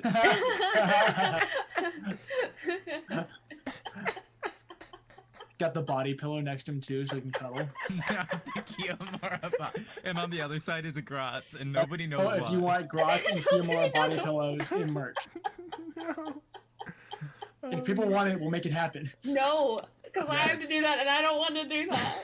We'll make it happen one day. I would love it. Oh my Mark our god, words. a Kiyomura body pillow so bad. Okay, so then after seeing the empty room of Cather, he's like, well, that's not too surprising, but unfortunate. I wonder where he is. And then he goes back out into the main room. Is there? Oh, Aaron's gone. I assume there's some sort of table or like a chair or a couch of some kind. And so he just kind of plops himself down and just kind of hangs out for a little bit. In Cather's room specifically? No, or just in the main room. commons. Yeah. Okay. He just kind of waits for somebody to show up. Oh, we totally have a lounge. I'm sure of it. Yeah, Yeah, there's it's definitely. like the common area, I Drew. suppose. After a little while, you do hear off in the distance a door open Like in the keep or outside the keep? in the keep. In the keep. He stands up to investigate. Of course. You, As he with your does. 23 investigation from earlier, Yeah. you end up using your very like radar like ears Uh-huh. to make your way down to My Tarak's hidden room. my non-existent dragonborn ears. Yeah. They echo in the holes in the side of your skull. Extra, you know. In the room, you find Renaya standing in that hidden room in the base of Tarek's Tower. You have the depictions of the Scarlet Waste during the Red Dawn. You feel the breeze coming out of the room. And you make your way in, and you see Renaya like bent over, looking at Iraq Varas, not being able to pick it up, but like trying to like look at different things. Oh, well, hello, Renaya. Leshka. I didn't expect you to be in this room. Also, what yeah, is this room? This is. Where this are is, we? It's, You get flecks of sand in your eyes. Not again. Okay. Don't lie in here. By the way. Did we get teleported to the Crimson Wastes? Is this what it looks It's magic. like? It's magic. It's magic. It's magic. Don't Like, lie, okay? Like, I Leshka like attempts to like go over and peer over the edge, and like he hits a wall that's actually there.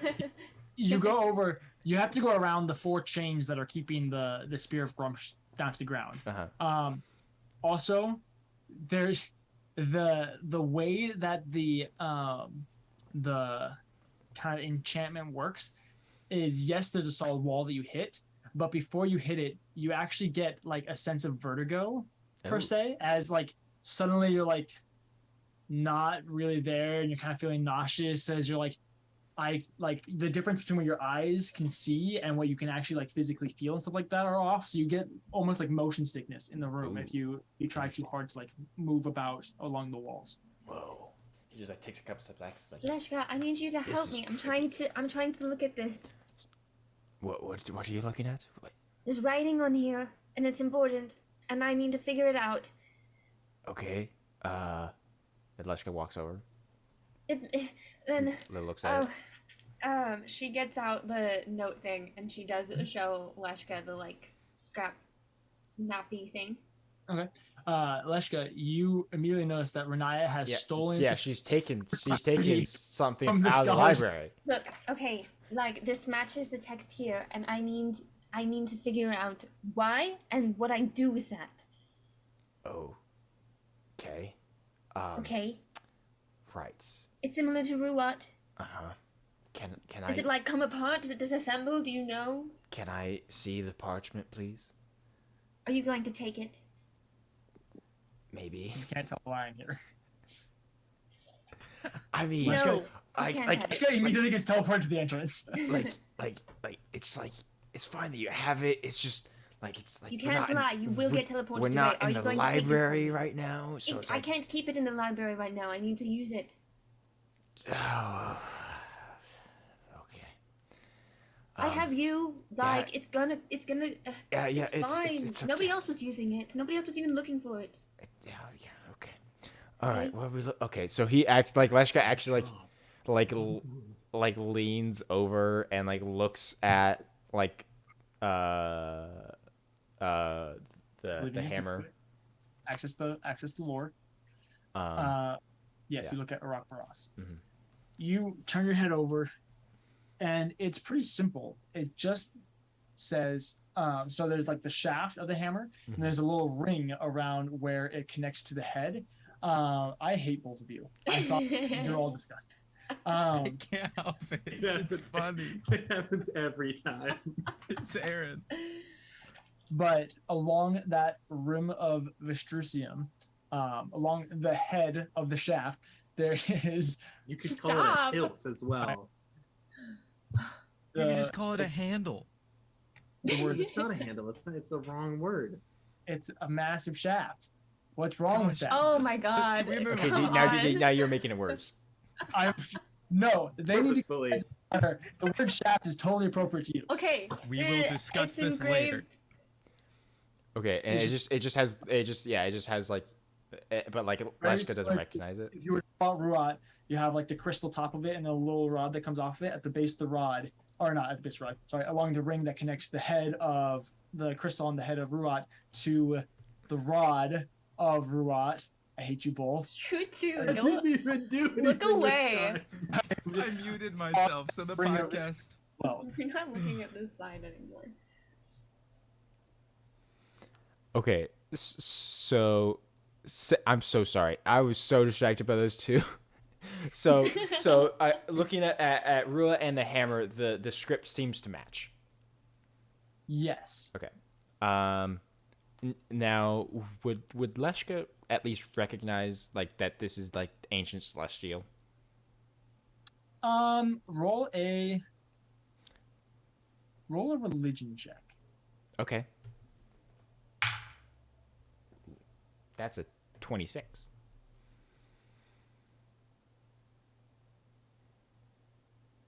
Sure. All right, cool. Technically needed 28, but yeah, we'll give it to you. I'm sure I've talked about it with him.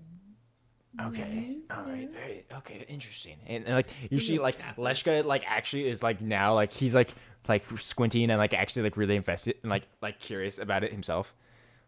Okay, so that's he like starts like he's like grabbing like the handle and like trying to see like if it does come like if it does come apart like in a like form like a staff or something. Just unscrew it,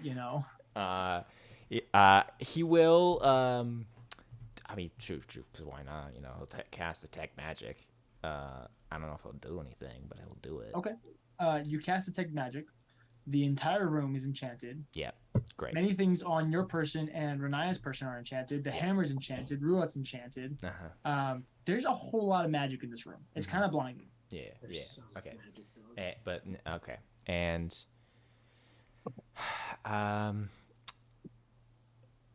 let's see. And okay. Can I, with the use okay. Can I attempt to delve deep into the recesses of Leshka's mind? Really get in the wrinkles. Really get in the wrinkles, and basically look at all three of the scripts and attempt to like through like an arcana or like a history check or something, figure out what the heck Lex is supposed to mean. Can I help? Can my detect Sure. magic help? Or all the above? Can I have Roll double a- advantage? Roll a history check. Okay. With advantage, sure, why not? Yay, you're kind, DM. I don't suppose I could Remember those words. I don't suppose I could have guidance at some point. Throw guidance on there, why not? Yeah, do it. Just yeet it in there, buddy. Oof. Well, that's a no. It Well, didn't. that's It was a no, no unfortunate. matter what. What's the number? I mean, even if I got a 30, No, you needed like a 45. that's just Heck. rude. Well, get was the on number it, anyway? bro. Well, I wanna rolled know. a 3 and a 4 on die. Do anything you got? Anything, buddy. please, please, You something, do please. not know any way, shape, or form. There's no Rosetta Stone. There's nothing that helps you to be able to translate what Lex means. It's simply Lex. And it's not even written in common. It's written in an extremely old form of Elvish. Next time, take the Duolingo course. Yeah. Right. Anything, Lishka? No, I got nothing. Please, nothing. I'm sorry. Like this is Leshka. it's a very old language. There's a reason that nobody knows Yes, like how to not read know, it. but It's people like know. it's like People as know. old as like the planet. I just people know. I can't get anybody. Hey. What? He kind of crouches down. He like gently like lifts her head up. That way she's like looking at him. Hey, it's all right. We're making progress. This is a lead. You're not making progress. We are. This is I've got good. another piece of paper that has a name on it. Yeah, and that a name that is on this hammer, that's in the same language as Ruat. There's a web that is being spun here. There are connections, and the more we But at delve this in, rate, the more we'll find connections. The better image we'll have of this grand puzzle. where do we go now? What do we do now? You know how like detectives would have like string maps and stuff like that? You guys have a string map, but there's 3 strings on it. I kind of like Leshka. Leshka, And if one we of were them is to on- map I'm this going out to out, say it. we'd have 3 strings. We need a web, Okay, and but we have you know, 3 strings. But webs at zero string, so we're making progress. Leshka, it's been so long. Yeah, I know, but this is why people devote many years to this, because there is a way. But I don't want to wait many, knowledge is many lost, years. never destroyed. At least that's the way I like to think. Except for the times that it is, Which which is very often actually. we're not going to talk about it right now. All I right. forget. I feel like there was someone called like Melora, something like that. And like, was there like a Jareth? Speaking of which, actually, Leshka, Uh-huh. I didn't tell you this beforehand, so I'll tell you this now. Uh-huh. You're going to our boy Yeah. to inform him of a lead that you had Uh-huh. on Autumn Daughters. Yeah. You happened to be at a little thing known as the Moonlit Festival Uh-huh. in the Feywild the other day. Uh-huh. The other day. just Very like- much so on purpose. Yeah. And you actually noticed a couple Autumn Daughters. Mhm. The long, red-headed, fair-skinned elvish women known for serving Zestari. They were approaching a monstrosity that you recognized. They were approaching the Archfey Fallen, the Archdeacon of Death, one of the members of the Winter Court, asking him to join in a meeting that Destari was holding to talk about cosmic powers. Hold on, there's a lot happening right here. Yeah. Whoa. Leshka was just chilling in the Fae with some Autumn Daughters. Okay, Kind no. To clarify, Just He like was spying that. on Autumn Leshka was Daughters. chilling in the face, spying on some Autumn Daughters. Straight up sliding into the DMs like, sup, you come here often? I It's a little don't. sus, Leshka. Just saying. Have you heard of this ripped elf that Okay, I know? Man, bet you love him. Funny you say that. So the Archfey of Death, there is a big amalgamation of muscle. This Okay. monstrosity. So, anyway, as Leshka remembers this revelation, he's like, although the timing of all this is very interesting. What? Cosmic powers do be at play. What? You're muttering. If he's doing that, and then It's the and Markiplier then they're meme. doing that, With the giant suit. Leshka. Leshka. Hey, Leshka. I think we need to get the band back together. What are you talking? What is going on? We are getting the band back together. So, Got all right, Marissa. now I'm going out on a limb here. Okay. However, Okay. Okay. so, like, recently, like not like super recently, but kind of recently, Okay. I went to the Fae for like this festival thing, because something that I've discovered recently is like there seems to be like an increase of spottings of like Autumn Daughters and stuff. So I was kind of looking into it, right? And I went to this festival and I saw some of them talking to an Archfey, and I didn't hear a lot of the conversation, but there's something about like cosmic powers and like war and stuff. So I'm wondering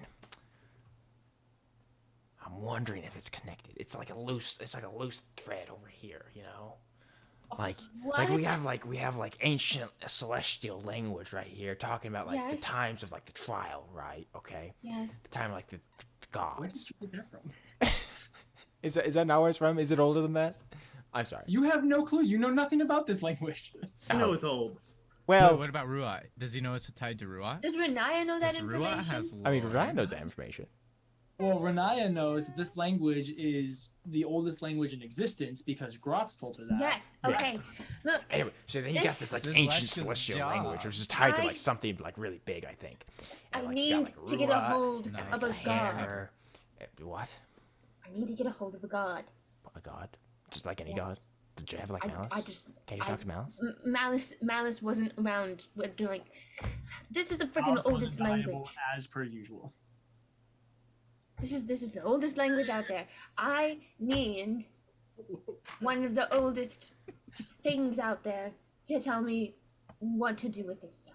What's up? My name's Kimora, God of Games. How can I help you today? It I like that they establishment of the capitalized Church of God of Iron. Games in the. Okay. subtitles. You need a god. Okay. Yes. Well. I mean, like. Catherine knows like 3 of them. Maybe I Catherine was can gonna help. say. I mean, like, if we could, like, if you talk to Cather, like, I'm Oh, sure, I like, haven't talked maybe, to like, Catherine in a really long time. maybe, like, what's her name? What's Sam. just because there's Ozlock, What? and I there's don't- Oracle, and okay. there's Daria. That's the one. Ah, yes. If her. maybe if you Know talk her. to, I know she's pretty old, or like I think Ozlock's Okay. kind of old too. See, here's the problem Maybe that's though. Oracle. Like, I always get them and Cather's tried to reassure me of it, but they are not a fan of me, and they're definitely not going to be a fan of me now. So I mean, maybe. it's worth a shot, right? Oh. I mean, if it's like We're the only getting lead the we got at this band back point, together. or maybe Malice could ask.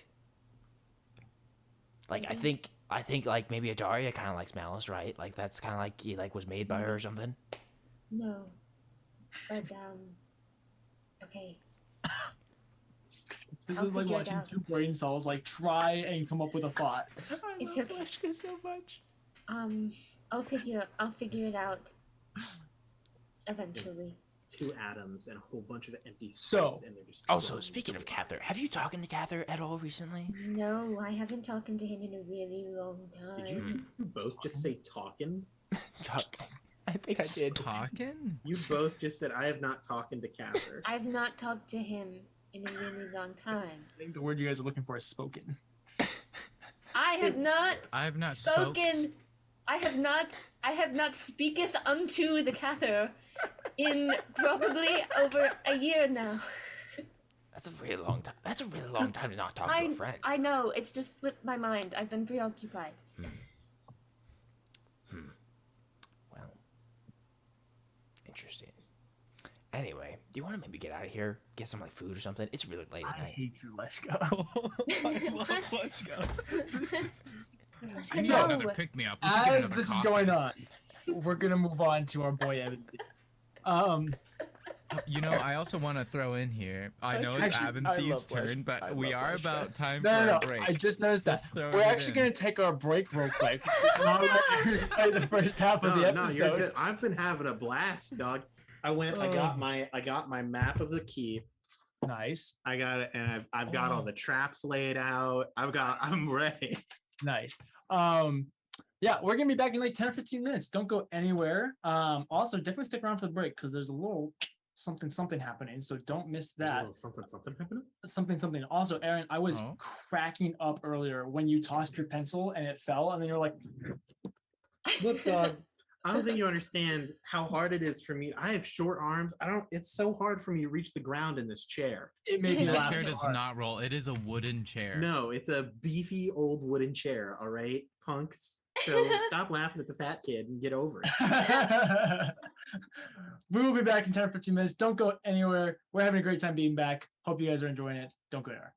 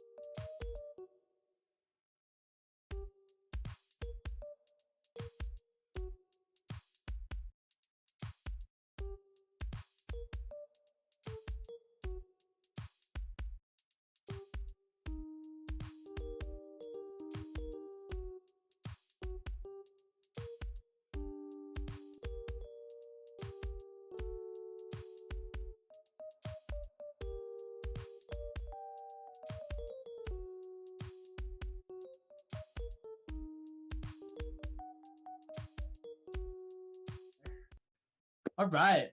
Welcome back. Big shout out to all the people who make fan art. If you want to have that displayed, go ahead and pop that in our Discord. We love our fan art. It's super rad. Grant, stop it.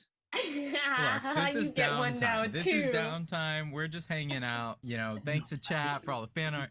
Post it in the Discord. We'd love to see it. Turn him off.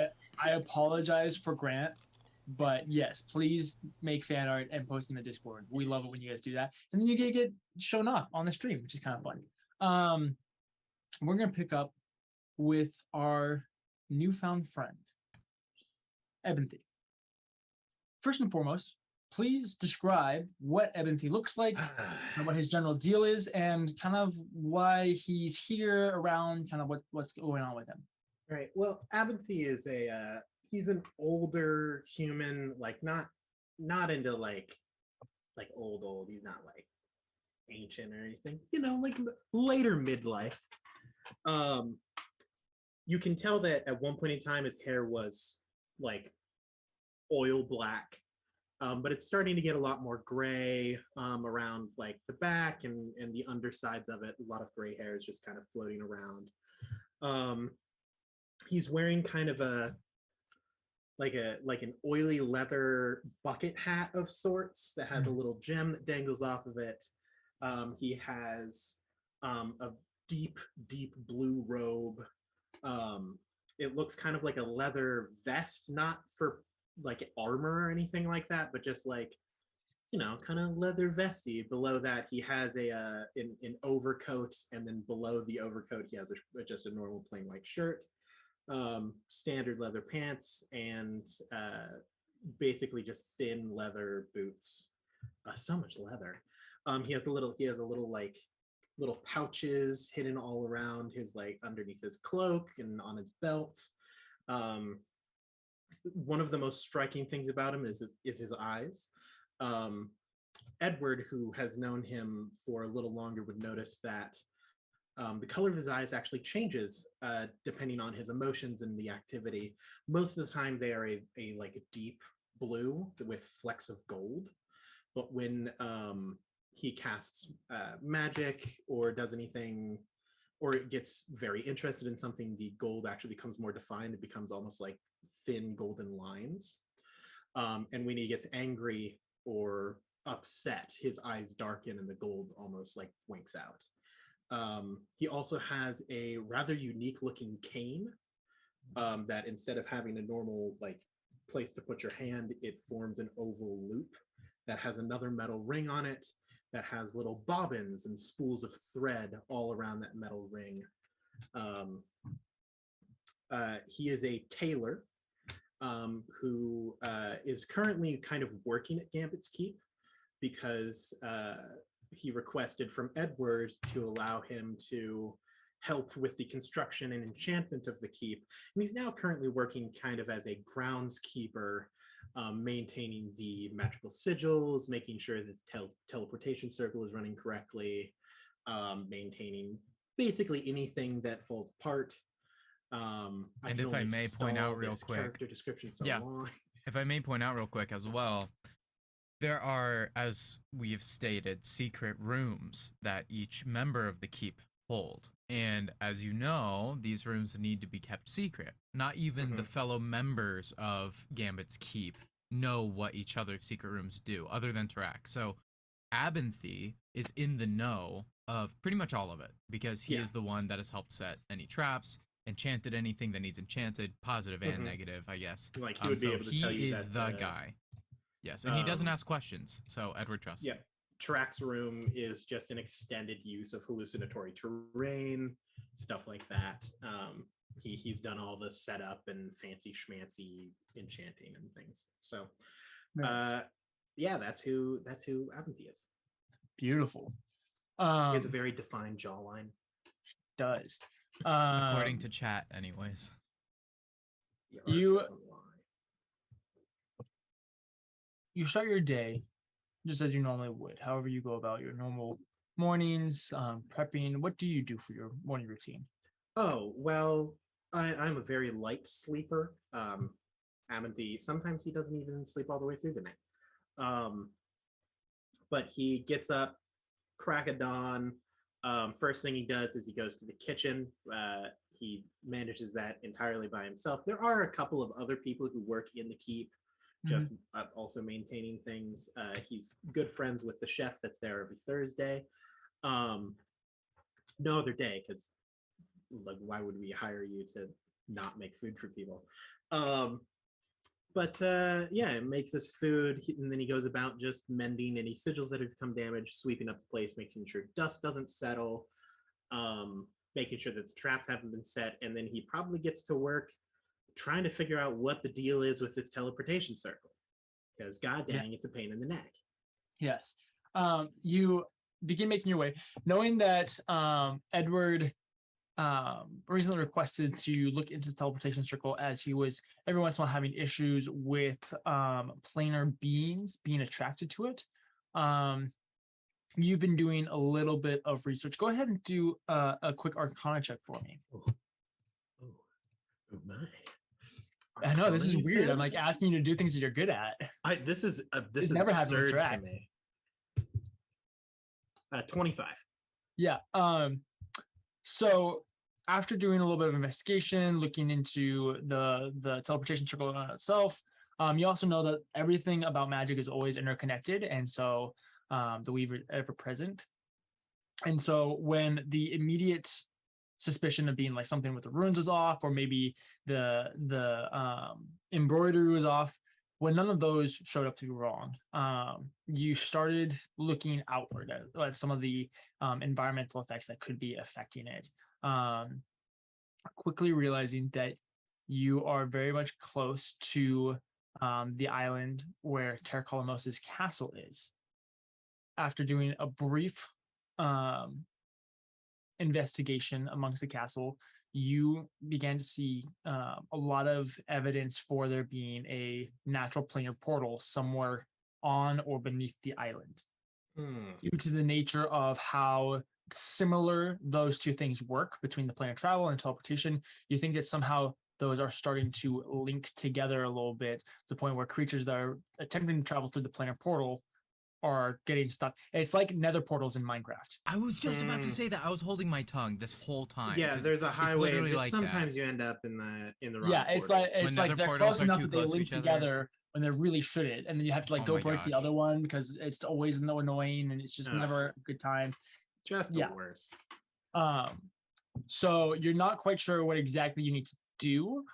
You don't need if you need to somehow sever the connection, or if you need to redo some of the incantations on the teleportation circle to make it more kind of like Focused. one channel. Move it a certain number of blocks. to make Exactly. sure Yeah, that you it's a move it far like 4 blocks distance. over. Have to dig out the hole, keep again, but that's what you need. I mean, So, yeah. that's what we got to do. You begin making your way to the teleportation room. Once you arrive, first of all, you notice a couple things. The teleportation circle has been used twice in the last 8 hours.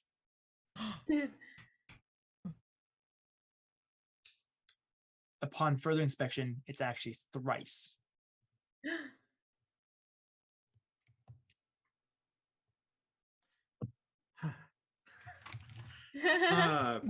I mean, Go ahead and make an investigation check for me. Yeah. Marking This is supposed Abenthy's to first happen? word was a sigh. You said investigation? Yes, please. 19. Or perception, if you'd like. 20. I Okay. forgot how math. Why am I better at perception than investigation? Oh, it's because I'm proficient. Never mind. Upon looking around, you notice that there's the 3 uses of the teleportation circle. You also notice that there's 2 sets of recent prints in the dust, quote unquote, that are leaving the room. Impossible. I dust this every day. I follow the tracks.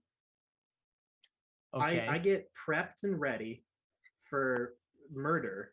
No. I will switch my garb out Okay. with my shift weave into old wise man mode, which basically just makes the cloak really shabby and old looking, and I'm in and it comes with a expandable beard option.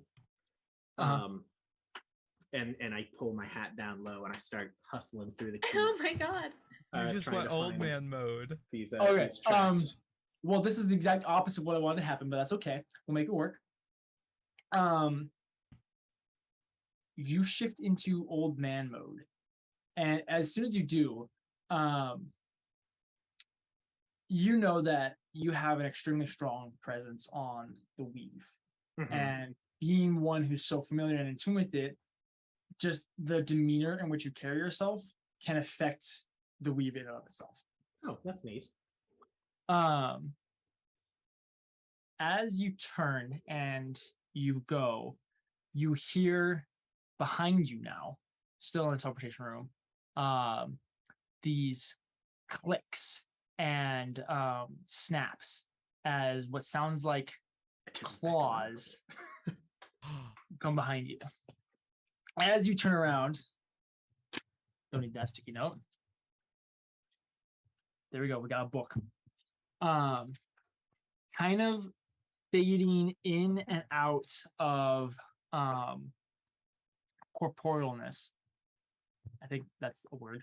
Yeah, that's the right I'll one. roll You got with it. Yeah, there you go. You notice. Go and make an in general intelligence check for me, just to see if you or animal handling. I'll say. Okay, well, let me tell you, animal handling is not a thing I'm good at. Intelligence, I'm pretty all right at, but that's still a 10. Okay. Because I kind of blew it on the die roll. That's okay. You immediately recognize this creature to be some sort of aberration. You just know you can just classify it immensely. It's too many claws to be anything else. Yes. As this pseudo lizard-like serpentine thing. Ooh, picture time. Got a growl? No, but but that is also an aberration. No, Grell are the like brains with the beaks and the tendrils. I can see my eyes are bad. I just saw tentacles and went Grell. Grell, huh? It is snapping its pinchers, sniffing deeply at you. Go ahead and roll initiative for me. I should let you know. I am Sniffing deeply. immune to being surprised while I am awake. That's perfect. So I look at this and I go, Corporealness. I expected this. 28. 28? Yeah. This thing slithers and slides and begins pinching towards you as it rushes forward.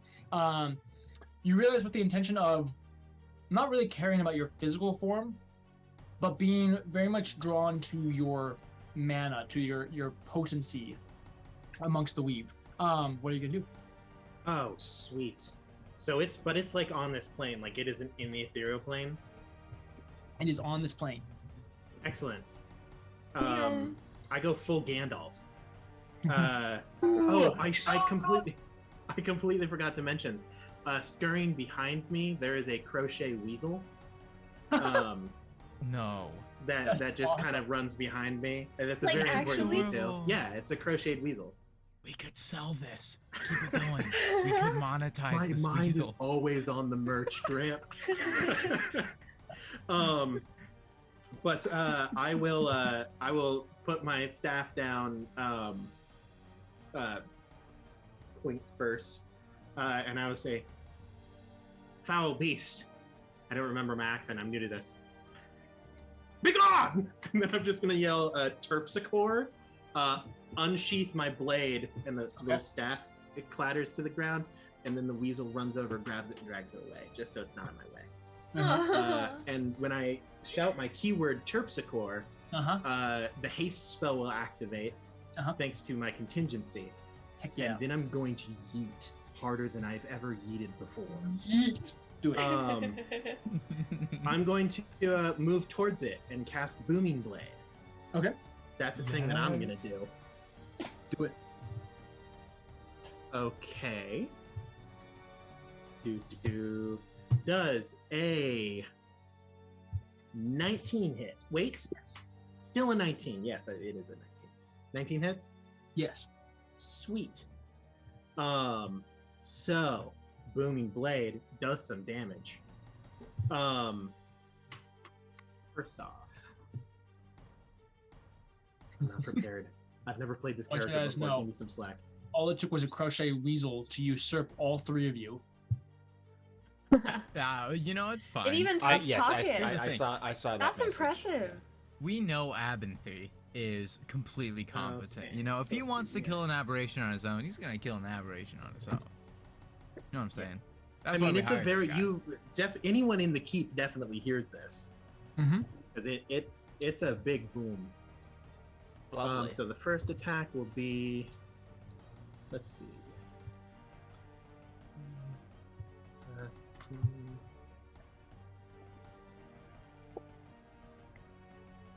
Mathanthy? No, That'll be 23 damage on the attack. Okay.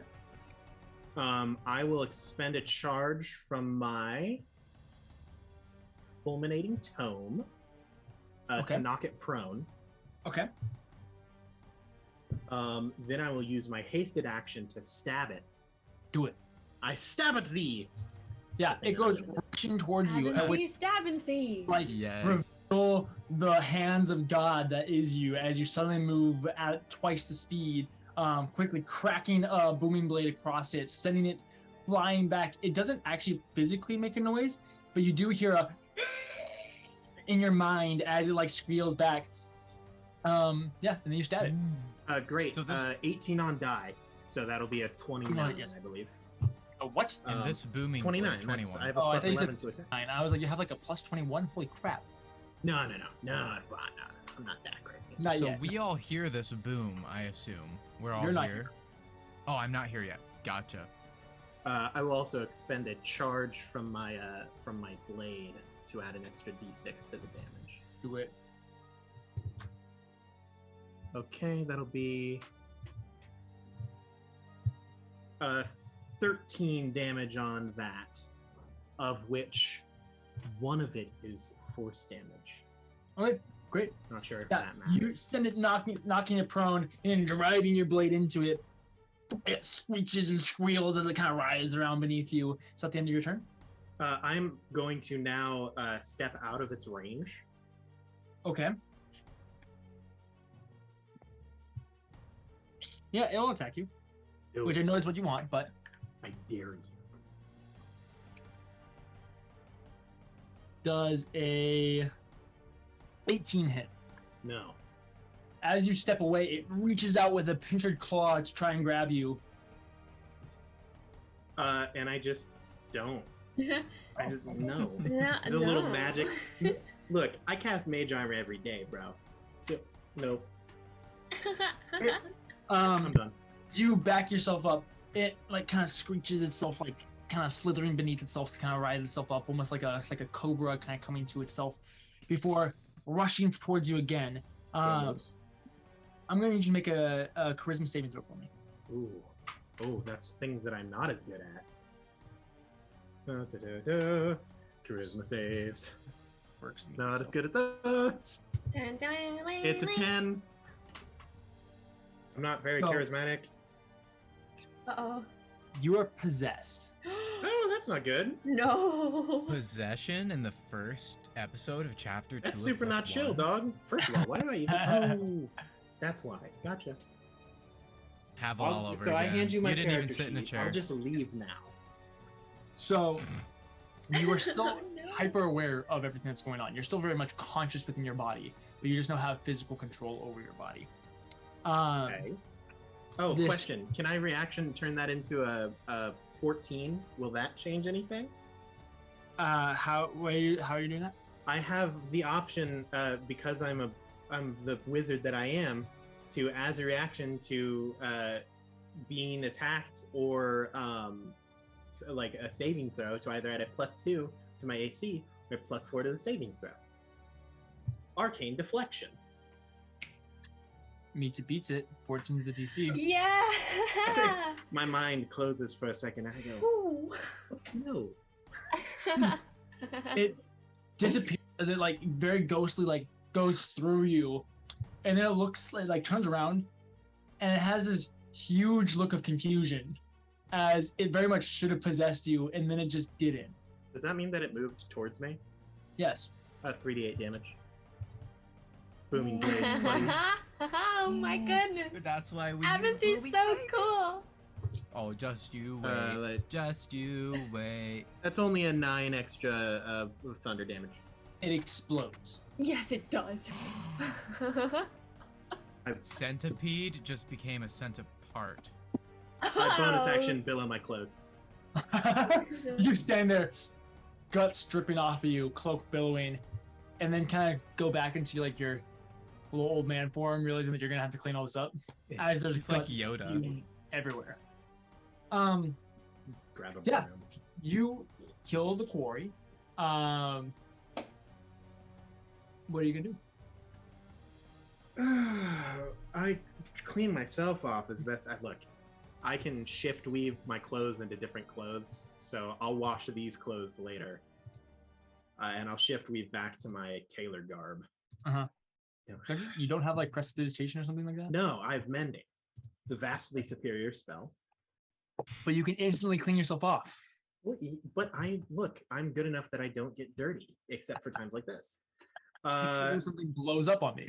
Yeah, look, that's why we have the multiple styles of clothing just on hand. I'll go looking, and I'll start following the tracks.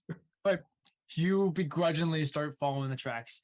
After a little while, they veer off. One of them leads directly to the Tower of Tarak, and directly to where it goes into the hidden room. The other one leads over to Renaya's room, and then over to Cather's room, and then into the lounge, and then back over to Renaya's room. But you do realize, following the one that leads to Renaya, or not to Renaya's room, to Tarak's room, you do see that the other set of footprints eventually makes its way there as well. I do double check on Renaya's room, and I open it and I go, it was so hard to get that orb. and then I cross to the other one. I'm wheezing at this point in time. But I'll go to the bottom floor of Tarak's tower is just a gladiatorial like sand training pit. And I'll go into there. I hate it in here. I hate sand. It's rough, As of course, you to get everywhere. approach it, you hear voices within. You stay and over here for just a second. And at this point, you hear Leshka. You don't know it's Leshka. You've never met Leshka. But you hear the voice of Leshka talking about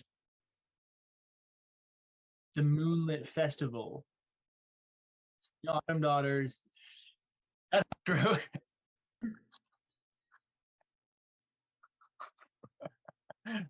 So yeah, you overhear Leshka talking to the voice that you might not know well, but you do recognize as Renaya, talking about the Autumn Daughters being at the Moonlit Festival, trying to convince a name that you are also familiar with, Falem, to attend a meeting to go over the ordinances of cosmic powers. Right. Just as you do, you know. I will. My sheath has been returned to me by. It's the weasel's name is Thimble. I call him Tim. Stop it. That is so cute. Tiny Tim, because he's very small. No. That's cute. How big is he? Is he like? Oh, he's like a little smaller than normal weasel size. Okay. So like roughly the size of a large hot dog. I want one. It's a massive hot dog. Yeah, well, I said a large hot dog. It's like Have you ever had a coney from Sonic? No, we're not getting into this. Chili cheese coney. But I'll resheath my blade, and if I know it's Renaya, I'll tap my staff on the like ladder-esque area, and I go, "Excuse me." Who goes there? Leshka freezes. Has Renaya met Abinthy? Very briefly. Once. Yeah. Very I briefly. asked you for the specifics of your room, and you looked at me and you're like, "I don't know you." And then I was like, "Okay." Leshka. I'd imagine you know that Edward is fine with him. Obviously. Leshka in Renaya's head says, "Do we know this guy? Are we in danger? Do we need to fight him?" Who is it? I'm Tripwitz, the traveling tailor. You're Renaya. Can I Yeah. come?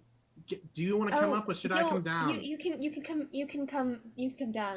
Okay, yeah, okay. Lashka, he like built Slide the them. like traps and Bunch of stuff metal. around. You mean he Climb built like the down. keep? It's so difficult to climb down ladders when you have. Him and Edward like worked really hard on it. Oh, I see. I land at the bottom. Knowing that they're talking about you too. Yeah, I mean it's very easy to hear. We're talking mentally, so Hello. he actually On your can't. faces. So No, he can't hear you. He knows that you're talking about him though. Yeah, in a gut feeling. I sneeze. Like, someone's talking about me. Is there anything I could help you with? As I said, I'm Tripwitz, the traveling tailor. Although you may know me as Abinthy Tripwitz. What? I'm Hi. kind of the hello. Hi. I give a courtly bow and switch flip the cloak around. I'm sorry. Okay, Were but- we supposed to do something different? Oh, Are we no, intruding? Anything? I mean, So I mean, do isn't a it lot your of the keep? enchantment of the place. I think yeah, but I'm kind of a groundskeeper for Yes. Mr. Fellows. uh-huh. And I just noticed that the teleportation circle had activated 3 times. I already killed the thing that 3? came through the 3rd time. Oh, And I was the other just 2 making sure were that I didn't have us. to kill anything else. Yes, no, don't need to. That's do Right. that. We're- fantastic. Well, I'm Leshka, by the way, Leshka Oh. Nazir. You seem familiar. I mean, yeah, I was actually gonna say the same. The name Apathy, it sounds somewhat like it. Do you travel a lot? Well, it's in the name Traveling Tailor. Right, yeah, but It's like, it's Tripwitz the Traveling Tailor. Do you- It's kind like, of is there like Which one something do you like, is prefer, there? Abinthy or Tripowitz? For friends, you can call me whatever. I've been called Abe, Ben, Abinthy, Trip. He's also known Tripowitz, as Triple T, or Mr. T. I have been called. I pity the fool who Triplets the calls me Traveling that, Tailor. though. Well, what have you- I work at the Scholar's Guide. Understandable. Anyway, could I Oh, help you with anything? yes, I don't know. Do you happen to know this language? And she holds up Ruat and shows like the Pull out Ruat. a pair of readers. Go ahead and make a Anytime. go ahead and make a religion check for me. Are you sure it can't be Arcana? No, it's religion. Oh, well, that's a big bummer. What, you're not proficient. Actually, in I'm still religion? proficient in religion. You can make a second Arcana check, but that's for something different. Deal. Oh my goodness, 26. Nope. Don't know the language. Arcana check. Okay. Let me use the different die. I'm gonna use my new die. Shout out to Faye. Or not Faye, potentially. So that's a natural 20 for a 33 Okay. on the Arcana. Secrets time. Shout out to Faye. Wait, is there a secrets time on the bingo where Is there? there's like texts being sent? Because there should be. We should add that as also, one of the generated options. I apologize. I don't know the language. Do you happen to know what the language would be called? Or it's I have a spell that may assist. It's No, apparently like no. ancient celestial. Okay, Yeah, ancient it's celestial. like the oldest language ever. But Lashka, we really can't like go sharing that with everybody. No, but you were just asking him that like about it, so I I was figured. trying to like, be vague about it. I could there's a spell called Legend Lore that I have access to. I don't know if it would assist at all. I don't know. This is like really old. I mean, the Tailors is as old as time itself, so that's no concern to me. I mean, if you want to try, I don't know if it'll do anything. It would take a day. I because don't here's the currently thing have is it like prepared. I know a lot about it. I need to know Like what it if actually says. I mostly needed to know if you knew that language because we're looking at other things. I've traveled that very language. far. I've uncovered a lot of different things. I don't believe I've ever come across this specific. Yeah. Okay. Alright, so Shoot, you he probably sent me a text or a Snapchat, Snapchat. or something. Oh shoot, and it's auditory. Guys, stall for time. Like, Hey guys, if you enjoy the Paper Dungeon on Monday nights, then you'll definitely enjoy the Paper Dungeon on Thursday afternoons. You can find the time where we'll start table scraps, or table talks, more like the talk show we do after every episode, on the Discord. We post the time every Thursday. It's a great time. It's usually Aaron accompanied with Lydia, but every now and then one of us other ones will wander in and have a great old time talking about the show and whatever else we think about, whatever else comes to our minds naturally. And I can guarantee you that after this episode, we'll have plenty to discuss, as it is the first episode of Chapter 2 of Book 1. So if you'd like the Paper Dungeon, head over to Table Talks. All right, I've learned It's a great time. information. That was I don't know clean, if I super Grant. needed a Thanks. thing to do it. I do a podcast. That rod you have there, he points at Ruan. What do you have a name for it? Do you know where it's from? Yes, why? Well, I don't know about the language specifically, but that rod, well, first of all, it's very, very old. I'm sure you know that. Yes. Seeing as it has that language on it, it should be, well, frankly, ridiculously old. Yeah. I can tell you story upon story of rods in history that have been instrumental to the development of the world and many different very important events. I mean, I know about this one. That one. Hey DJ, do I notice that Rock the Ross has the same kind of stuff? Make a perception check. Ooh, these dice are rolling hot tonight, baby. Perception, that'll be a 23. You do not notice. Oh, dang. That was such a good roll, though. I know, but Well, I would certainly be able to. Other question, DJ. The spell Legend Lore, would that work on the language and Ruat? I assume it would probably work on Ruat. Yeah, it would go about the history of the item and of itself. It's not going to translate. But it may tell me like some legends that contain Ruat and stuff that it has done and been seen in the past. Yeah, it gives you the history of the item in and of itself, and so it could tell you like what the item's been through, how old it is, what it's been used for, stuff like that. Yeah, like potentially previous owners. Potentially, if they're significant throughout history.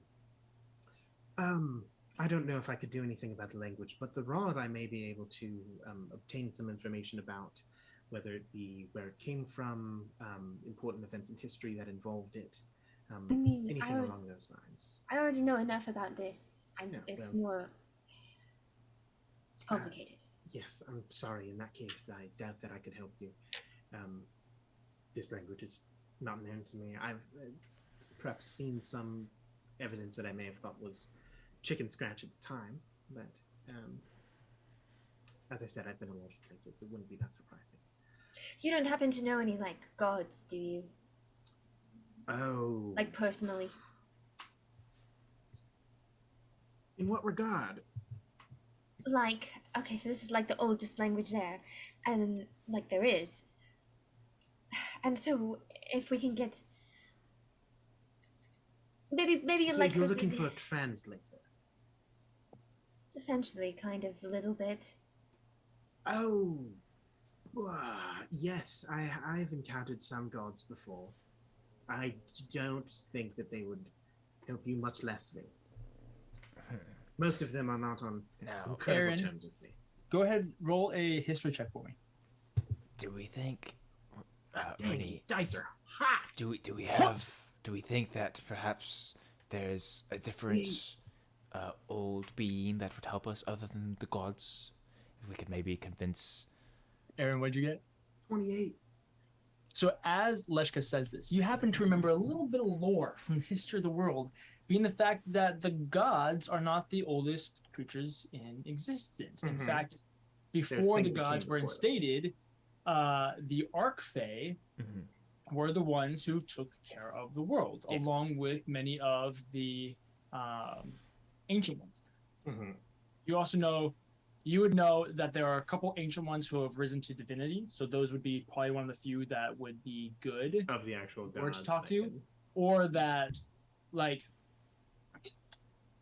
divinity doesn't per se determine age or relevance during time. You're thinking that this language is from early on through the creation of the world, and so you're looking for some of the oldest beings in existence. So that would be great old ones, some of the Archfey, like 2 of the gods maybe, and then some other planar beings, like some That of the just happen like to be Asmodeus around. and all those type of people. If I may suggest, you may want to look. Do you happen to know any Archfey that you're on friend? I do. Once again, I couldn't say that we're exactly on very friendly terms. Although, with Archfey, it's come and go. I mean, Renee, So- you've met a couple Archfey, right? You and like Edward and Catherine and the rest, right? Like a couple of them, right? That's Kind of, if you mean like going to war against, yes. oh well, that's unfortunate. That makes it much harder to talk to them on friendly terms. A little bit. I mean, it's been a few years, but Do I you? don't think they...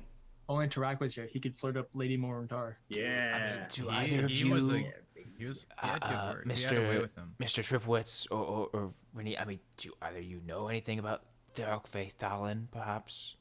Or DJ, do I know? or Also, well, I can now say oh shoot, what's it the would other one? be Thaleen. The I is long. Fine. I couldn't find the way to pronounce it in the text. Go ahead and roll a roll a history check. As you Jesus ponder this Christ, Tripowitz, Faye. your internal alarm system goes off as a 4th person goes to the teleportation circle. 27. 27?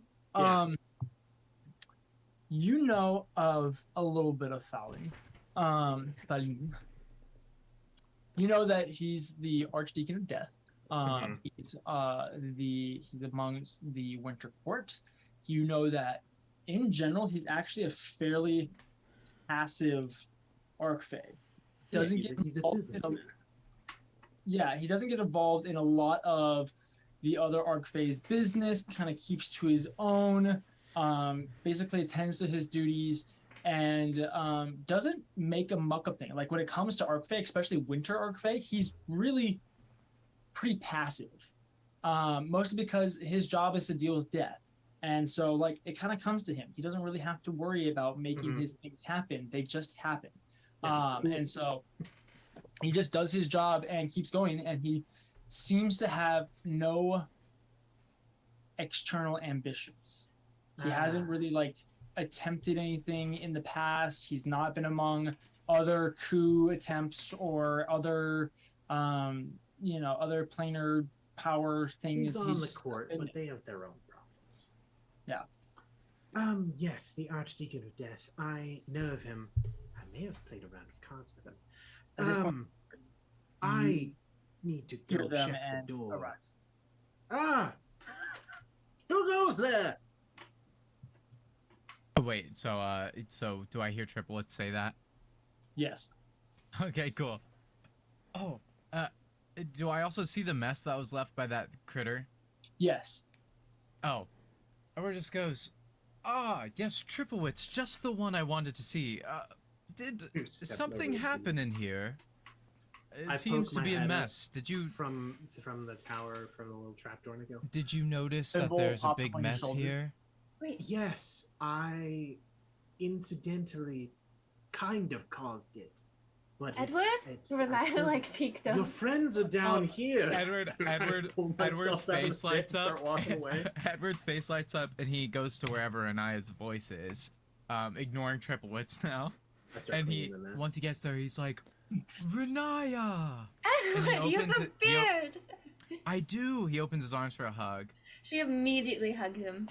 Absolutely. He just says, he holds her at shoulder length. He says, "It's been too long. How are you? You look stunning. Is that a new dress?" Yeah, actually it's not super new, but new since we've seen each other, yes. Okay, well, it looks very nice. It looks like it'd fit the abyss. I'm assuming you've been seeing grots still? Is that a thing? No, No? not We're no. not talk- Oh, I'm so sorry. I didn't know. Well, we don't have to hang on that for now. I'm just glad to see you again. And you, Leshka. Edward, you yes, know, it is a pleasure. I recognize you. hear great things from Athala nowadays. It's good to it's good to see things going turning in well. a bright direction. Yes, it's been, they're spending a lot of time on those temples, which is okay with me. I get it, but as soon as that third ring is done, we're going to have a great Athala. Once again, even better than before. And well, it's good to see you as well. Ah, yes. Well, how about this? What are we doing here? Well, Vernaya was looking into something. I came to check in on her and help her out. And then Mr. Abinthy Tripowitz here came, and he also has helped us a little bit. And now you're here. I'm doing my best. So we all kind of showed up at the same time. Well, Yes. that's quite lucky. I'm very happy. Also, Edward, I don't suppose, have you talked to Cather at all recently? Cather? What? I haven't even spoken with him since the siege on Athala, I don't think. He stayed around for a little while, but went back home. And, well, I would very much like to see him. Are you thinking about inviting him over? Well, I mean, I was hoping he'd kind of be here, if I'm being honest. I had, well, I'm trying to wonder if it's all connected, actually. But you see, If what's all connected? Okay, so basic rundown. So we discovered, right? So Renai and I have been talking about, Ruah and, some of these, ancient scribbles. Leshka, sorry to interrupt, but you're not still going on about that Ruat thing, are you? I thought that was behind us all. Right, Athala, we've taken it back over. There hasn't been much happening. I mean, sure, a few aberrations have slipped through the portal, but I'm sure Abinthy is working on it. Is that what's gotten you hopped up on this? Who are you asking? I'm asking Renaya. It's a bit complicated. I'm going to keep looking at this. And she goes over to the corner and continues looking over the map. Okay, well, I don't I have a spare mop. I don't know what you are getting yourselves into, Sure. but quite honestly, I am very busy, man. I am dealing with the instatement of the orcs in Oclaron, and Athala is almost finished, and quite honestly, I really wouldn't want to get into any celestial, fighting or anything. I feel like I'm done with that, right? We did our part, I feel, and now I have other things to focus on, so... Right, but... I hate to cut you off, but... Mop snaps in half. Oh, that's all right. I mend it. Sorry. You can do that too. Oh, yes. I'm a tailor. It's what I do. Nice. But anyway, It's probably gonna happen again. But we were talking, It's fine. and something that very interesting came across my mind, though, because we were trying to figure out who can translate the ancient language for us, and I had this thought, and Tripowitz mentioned knowing an Archfey that might be able to help, which is kind of interesting because I know Cather recently has been looking into the anathema and things with the Autumn Daughters. I don't know. I don't know what you guys know about that stuff. well, there's some history. But he's mentioned seeing some, and there's one that he there's one that he feels he recognizes, he saw in a dream or something. Oh no. Well, Tarak would talk of the Autumn Daughters, and Cather knew one, but he ended up forgetting. It was quite sad. So maybe that's who he's remembering. He's a religious type. I wouldn't be surprised if he was trying to find an answer. I don't know. I know he mentioned because he was trying to figure out stuff at the anathema, and there seemed there kept being connections to extraplanar beings and the Fae and stuff, right? And the Archfey of what was her name again? What's the one that leads the Autumn Daughters? I forget. There's so many of them. So many of the Archfey. Would Edward remember? It's The woman who murdered your cousin? Yes, Zestari. Zestari. Yes. I was getting there. Zestari, the woman who murdered my cousin. I remember her, not fondly. Thanks, Grant. And you're not thinking about having another run-in with the Archfey, are you? Well, I mean, I don't know. I mean, I recently went to the Fae. I saw a couple Autumn Daughters talking to an Archfey, not Zestari, a different Archfey. And what are you doing in the Fae with Autumn Daughters? They really serve Zestari? That's a thing? Yes. I mean, it's how strange about that? because Track was right. Usually they're a little more low key. Like it's very very rare for you to ever see one in your whole lifetime, let alone like multiple times in the same lifetime, right? Like so, anyway, but there's been like an increase of them, of like spottings of them, at least that I've noticed, which is all very interesting. I know Cather was looking into that as well, and I was trying to meet up with him to like talk about it because I had like a couple leads, but then like now he's like gone. I don't know where he went, which is kind of like. Lashka, I know you're a man of knowledge. You're a man of seeking the answer. I respect it. I feel similarly. In fact, in some ways, I do the exact same thing. But I implore you, please, if you're having a run-in with a Fae, please take it off Ocloranian soil and out of our keep, if possible. I really don't want to have to deal with this again. I lost far too much, and we've gained too much to lose again. I'm sure you understand. Oh, yes, of course. What was I lost my train of thought now. This guy. Edward, I don't know Yes, a whole Evan, lot about. I don't mean to interrupt. No, by all means. You always have good insights. Did some investigation regarding the teleportation circle. It appears as though there may be a planar rift relatively near the castle on the island, perhaps below the island. It's hard to exactly tell. There's a bit of a crisscrossing pathway kind of situation.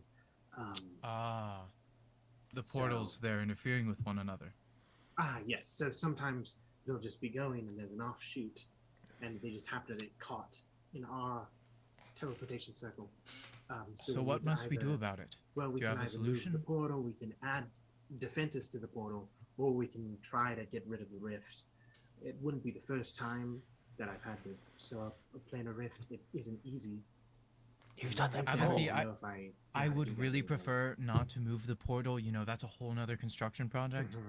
Yeah. If you could figure out a way to close the rift, defense, whatever you need to do, I can supply. I may die. You may die. Well, I mean, yes, it's a planar rift. Then maybe we should move the portal. Incredibly easy to do. Also, I heard you mentioned Autumn Daughters. I'm always interested in stories. I've actually heard a lot about them recently. Oh, you've also heard recently. Oh, stories all over the place. They've been popping up willy-nilly. Good stories, bad stories, medium stories. Which one would you like to hear? Medium stories. Story. I've never heard of a medium story before. Oh, well, the medium stories are mainly they just kind of show up and nothing happens. Oh, I see. And also called a bad story. Right. But bad is like the ones where they show up and then burn a village to the ground. Right. Good would normally be they show up and then grant bountiful harvests. Right. But yeah. Sorry to interrupt. No, actually, I would like to hear more about the Autumn Daughters. I just learned, mind you, that this was a real thing. I mean, the whole Zestari oh, yes, no, absolutely. harming my cousin, that was kind of a blaring, obvious thing I'm sorry, that this might be real. Again? Her name was Melora. She was, we cared She was about like Melora, a part of like okay? the party of like people that like Edward. I would very and much Maya like to hear a bit about Autumn Daughters. What do you got? Autumn Daughter guy? What do you got? Tell us about it. Didn't mean to be the I would. Guy. Yes, Zestari, the Autumn Daughters are, well, they're connected to it. It's hard to exactly explain the relationship. It's kind of like a targeted militia, but it's also, it's less groupy than that. Most often they serve Zestari, and when they die, most often their souls are brought to Zestari, and then they frolic through the Feywild in a band of roving, flaming-haired women firing bows and arrows off into the distance. That's how the stories paint them, at least. I'm pretty sure most often it's far more deadly. More deadly. Oh, yes. Terrible. They're behind many a slaughter. Leshka, you said that there were more sightings of these on Ocloranian soil more recently? Well, just everywhere, really. I know Cather mentioned... Internationally? Yeah, he mentioned... I mean, he's been traveling a lot recently, and he's mentioned seeing them a couple different places, both off the material plane and on the material plane.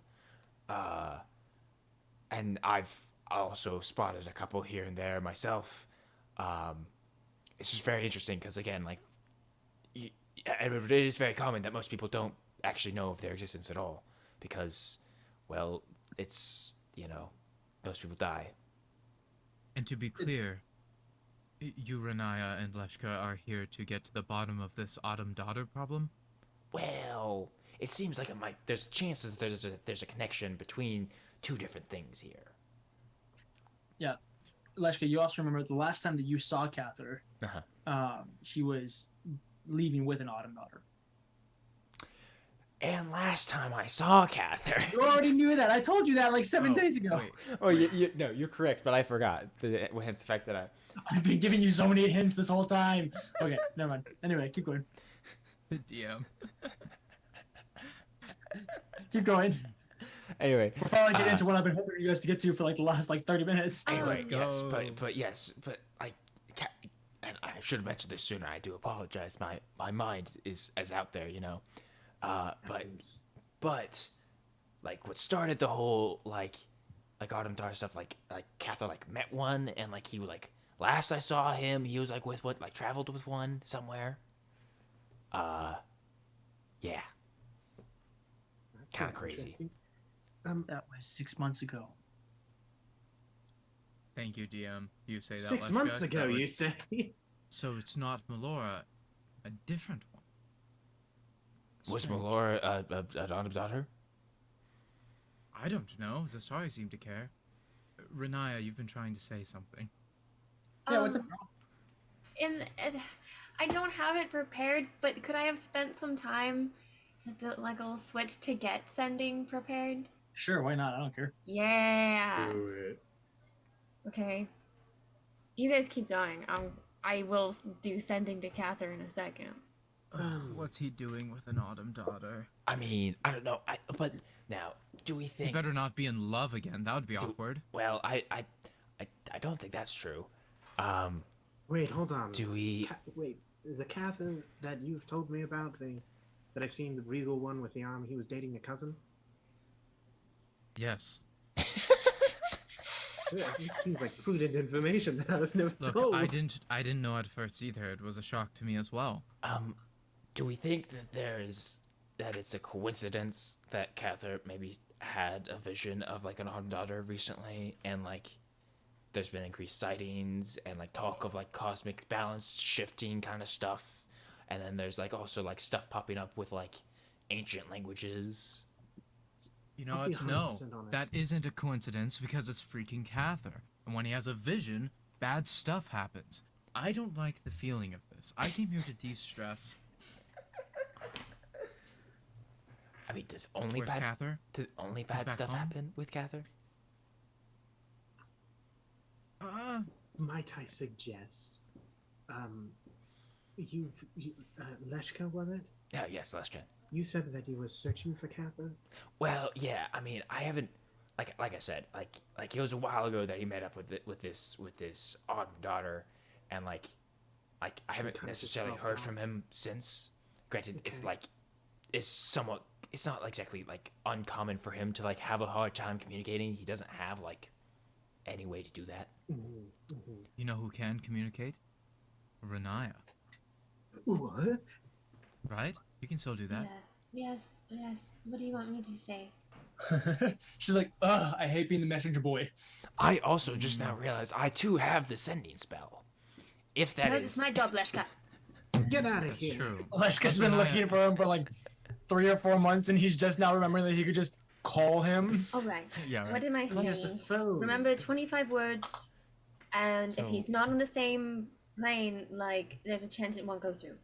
5% chance or something. Yeah. I mean, if it doesn't work for you, then maybe I can try, we could ping pong. Yeah. What am I saying? Well, first pleasantries, say it's been a while, something to that effect, It's been a while. He is a friend after all. Then I guess you could say something to the effect of having some concerns about Autumn Daughters. Do you know anything? ? Are you still alive? I got it. Smiley face. I got it. Okay. I'm gonna cast sending. Okay. I'll curse my curiosity. Hi, Cather. Hi, Kiki. It's Rennie. Are you okay? Where are you? What's going on? We're worried. How many words do I have left? How 10? many words do I A have? whole left? 10 words? Leshka, Edward, Tripowitz, and I are at the Cape. Buddy.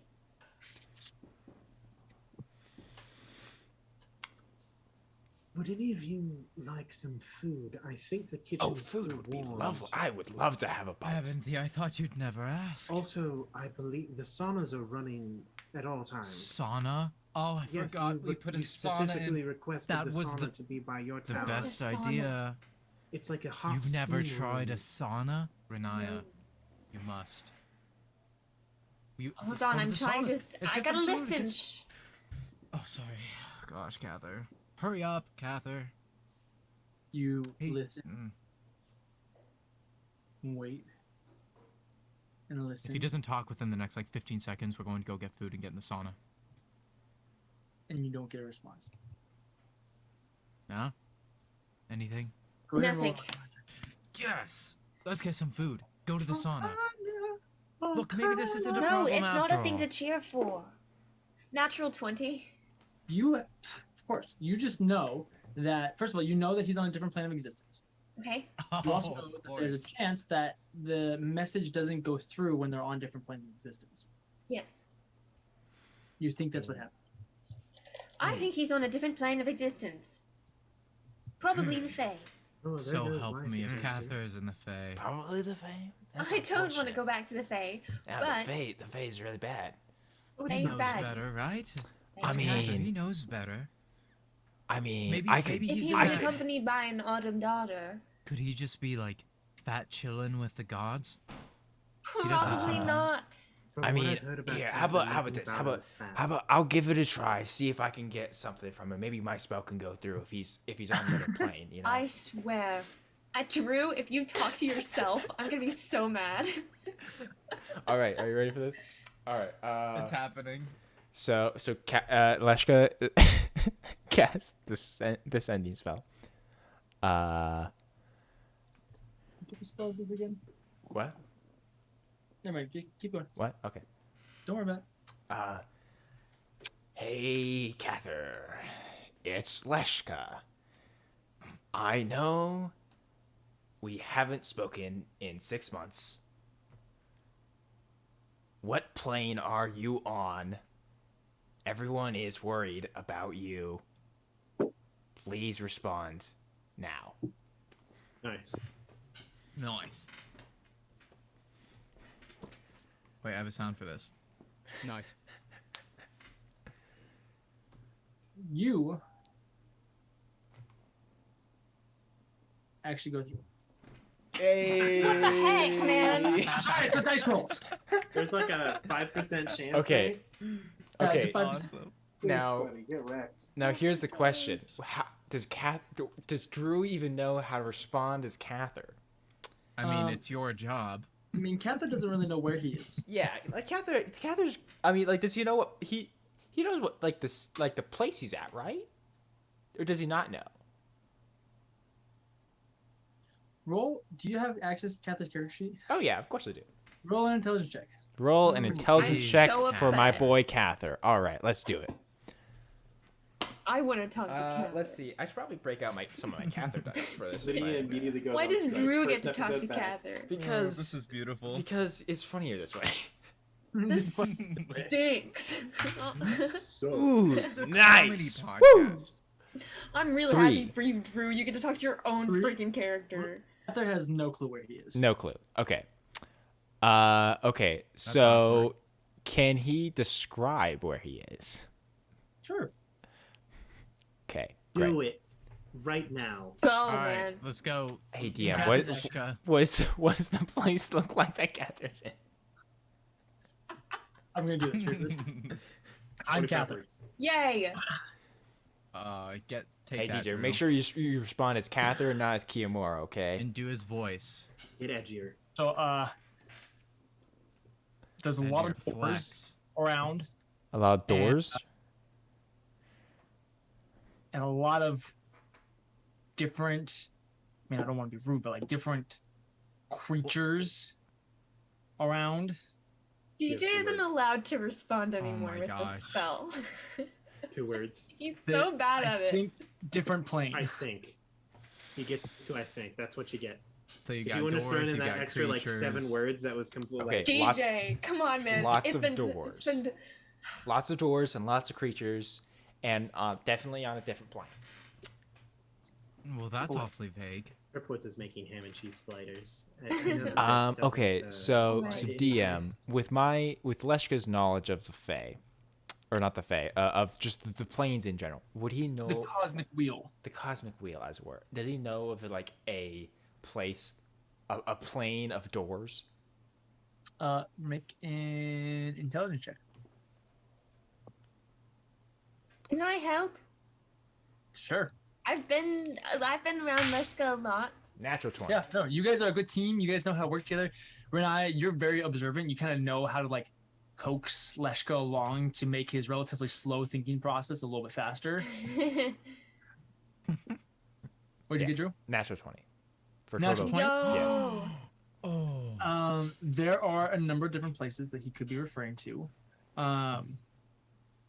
To the books. This is the part of the paper dungeon where our DM flips through all the books he owns. Lydia, would you like Yo. to send the command in Oh, chat? It's I your don't. favorite part. I'm sad. I didn't get to talk to Cather. Oh, Okay, wait. well then I'll send it. No, you did. You called him, and then someone cut the phone line. So I That is didn't get the to talk to him. compilation. But you probably on a message system somewhere there is a recording of your voice that's like, Would it make you hey. Would it make you feel better if you knew that Aaron was, or not Aaron, that DJ would be the one that's responding to you? Is that really worth it? No. That's just more disappointing. The operator stepped out for lunch. So, Wasn't able to correctly transfer your call. Leshka, Uh-huh. there are 2 main places that you can think of. Mm-hmm. Actually 3, if I'm not mistaken. Let me just double check something. Really hope he's not in the Fae. I don't Same. wanna go Wouldn't back. that just be whack? Nothing I good don't ever think happens that in the the Fae Fae. is really that bad. I've had some. Do you think he could be talking about either Mechanus, Okay. Bitopia, Okay. potentially Elysium, Okay. or Sigil? Or Sigil. Okay. Okay, so we got like Mechanus, Elysium, Sigil, or what was the other one? Utopia. Vitopia. Does it? I mean, like, does it make sense that he would go to any of those places? I don't even know what like 3 of those are. I just know about these from looking at your notes and stuff. Okay, apathy. Let's see. Oh, I mean, you don't really know Cather, do you? I've briefly met him. He was very imposing. Now, I've okay, never seen someone of that those naturally planes, shine as much as he did. of those planes, do I know if any of them are somewhat connected to the Feywild? Does anyone want pepper on their ham and cheese sliders? I would, please. There's a couple of them that are closer to the Feywild when it comes to like the cosmic wheel, but you also know like the cosmic wheel is very much like trying to make a globe into a flat map. Like it distorts the distances and it's not really accurate and all that type of stuff. So like, sure, there are some of them that are closer to the Feywild, but also like in reality of like how the actual planes work, none of them are close to each other or Right. far from each other. They're all just where they are. Right. Okay. Okay. So Also let's see. leftover So soup if anyone is interested in that. and remind I me, will DJ, take anything. Sigil is in the astral sea, in the astral plane, right? Yes. Yeah. Yes. Okay, so we have Sigil, which is in the astral plane, which is kind of like the between of everything. We have Elysium. That's a pretty good place to be. Mechanus. I mean, depending on who you are, there's a lot of Modrons there, so kind of annoying to deal with. Probably not Mechanus. Probably not. All right, I mean, well- probably not. well, you Mechanus. work I mean, for because that. he I'm mentioned a going lot to of eat. different creatures. I'm going to eat some of this White Castle that Abinthy is whipping up over here. What? If you could just This excuse castle me. is multiple different colors. He stands up and starts walking. He walks over to the table and sits down. I mean, and just waits for his food. And he puts his hands behind his head and kicks his feet up, cross, trying to relax. Renaya, would Malice be able to tell you if Cather's in Elysium? I think that's what I was thinking of, trying to get in touch with Malice again. Because then that eliminate that. Because I'm pretty sure it's probably not Mechanus. Because like the Mechanus has like not a large variety of creatures. And Malice could maybe talk with one of Cather's gods, maybe. Yeah, maybe. We could also try to Try find to get a hold of them. that. I'm Probably saying not, we though. They're a little. are a part of this. Okay. DJ's looking at us like we're forgetting a key piece of information that he's given to one of us previously. No, I'm gonna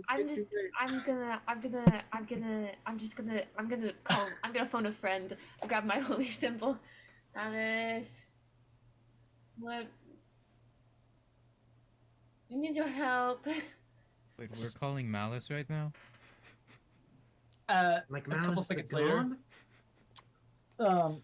So you know Make how sure it Malice's doesn't head is break kind of anything. up and shaped and stuff like that? Yeah. It's a One bit clumsy that kind of time. like bulbous top pieces just kind of like sticks out of the top of the ladder. Got it. Okay. Ah, Hey. Kind of like Oh sticks a my. finger down and kind of like waves. Hi. Okay, I'm gonna go up and talk to Malice. If you Okay, guys you want to. got help. I might as well. It's entertainment. I'll come and watch. Go up. He's and always fun. Malice is just sitting, cross-legged, like literally just twiddling his thumbs. Hi. Okay, so, Cather, you know anything about where he's been? What he's up to? Where he's at? Specifically what plane? Can you figure it out, maybe? Malice looks like he's thinking. Malice stands up, or more like turns over so he's crawling on his hands and knees, and then goes over until he's like out of this room and into like the kind of central open space of the courtyard, before going over to your tower, Renaya, and he just rips a chunk off of it.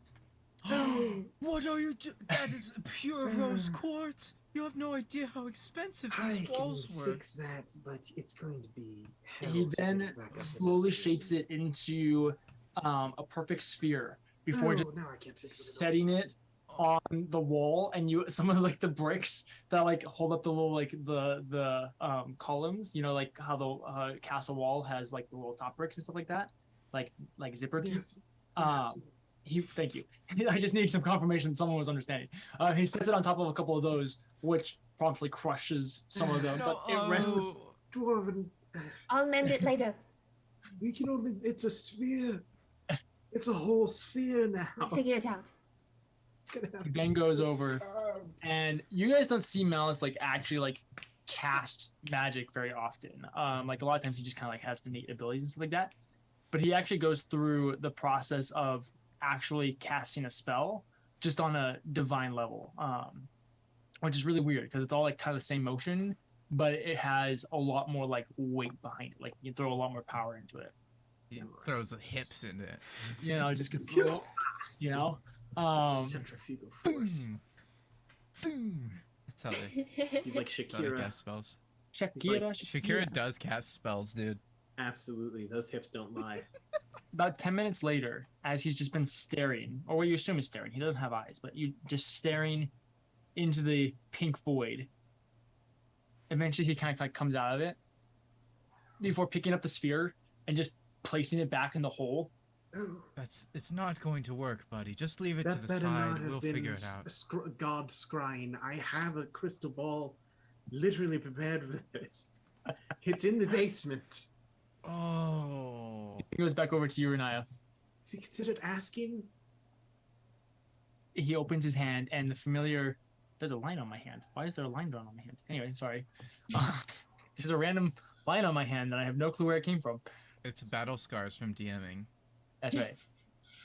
The familiar circle comes up, and you see Cather walking through a planar portal with what you immediately recognize to be an autumn daughter. And it's actually really weird because at first you think it might just be Melora. Like they look extremely similar, but upon further details, you can see that there are slight differences in the facial structure. It looks like this woman would be like Melora's like sister. They're that similar looking, but there's just a little difference. He walks through this portal, and then zooms out and kind of zooms in to a familiar sight. It actually he replays a scene that you've seen in your dreams, which is of no, I'm sorry, that was recounted to you from Melora's dreams of Zestari's golden castle with Zestari sitting on her flaming throne, and all this type of stuff. After Zestari, it zooms back out and then zooms out to this black void with these silvery tendrils floating through it. Before, from behind, like if this is the camera view, from behind the lens, the camera, quote unquote, gets swallowed before like incorporeally pushing through the back of an astral dreadnought being chased by a ship of astral hunters. After that, you find yourself zooming in to this infinite city of doors. Sounds like Sigil to me. And then it stops. Is that Sigil? Do you know? Well, I don't know what that means. Did we all see this as well, or just Renai? I'm assuming so. Yeah. So I assume Leshka and Abinthy would recognize that as Sigil. Yes. Great. Well, that was creepy. Seems like we know where our destination is. Or at least where Cather is. Wait, you're not actually thinking about doing whatever that doodad just said. Well, I mean, no, there are several ways to get to Sigil. Abinthy? Abinthy, do you have What? any stories of Sigil? Oh, Anything we should know about? I mean, what type of stories are you looking for? Anything that would help us understand what the hay is happening Oh. here. Is it good? Is it bad? Is it scary? Is it Sigil time is- weird? Is it Basically, what medium? has Cather gotten himself into? Sigil I'm so upset at that man. is a city of passageways. It goes a lot of different places, kind of a way stop. There's a lot of stories about Sigil, which is what I'm going to call it, even though it could also be pronounced Sigil. It's not good. It's not bad. It's a place. There are scary things, but there are scary things everywhere. Honestly, it's quite nice from what I've heard. You can find pretty much anything in Sigil. So, question.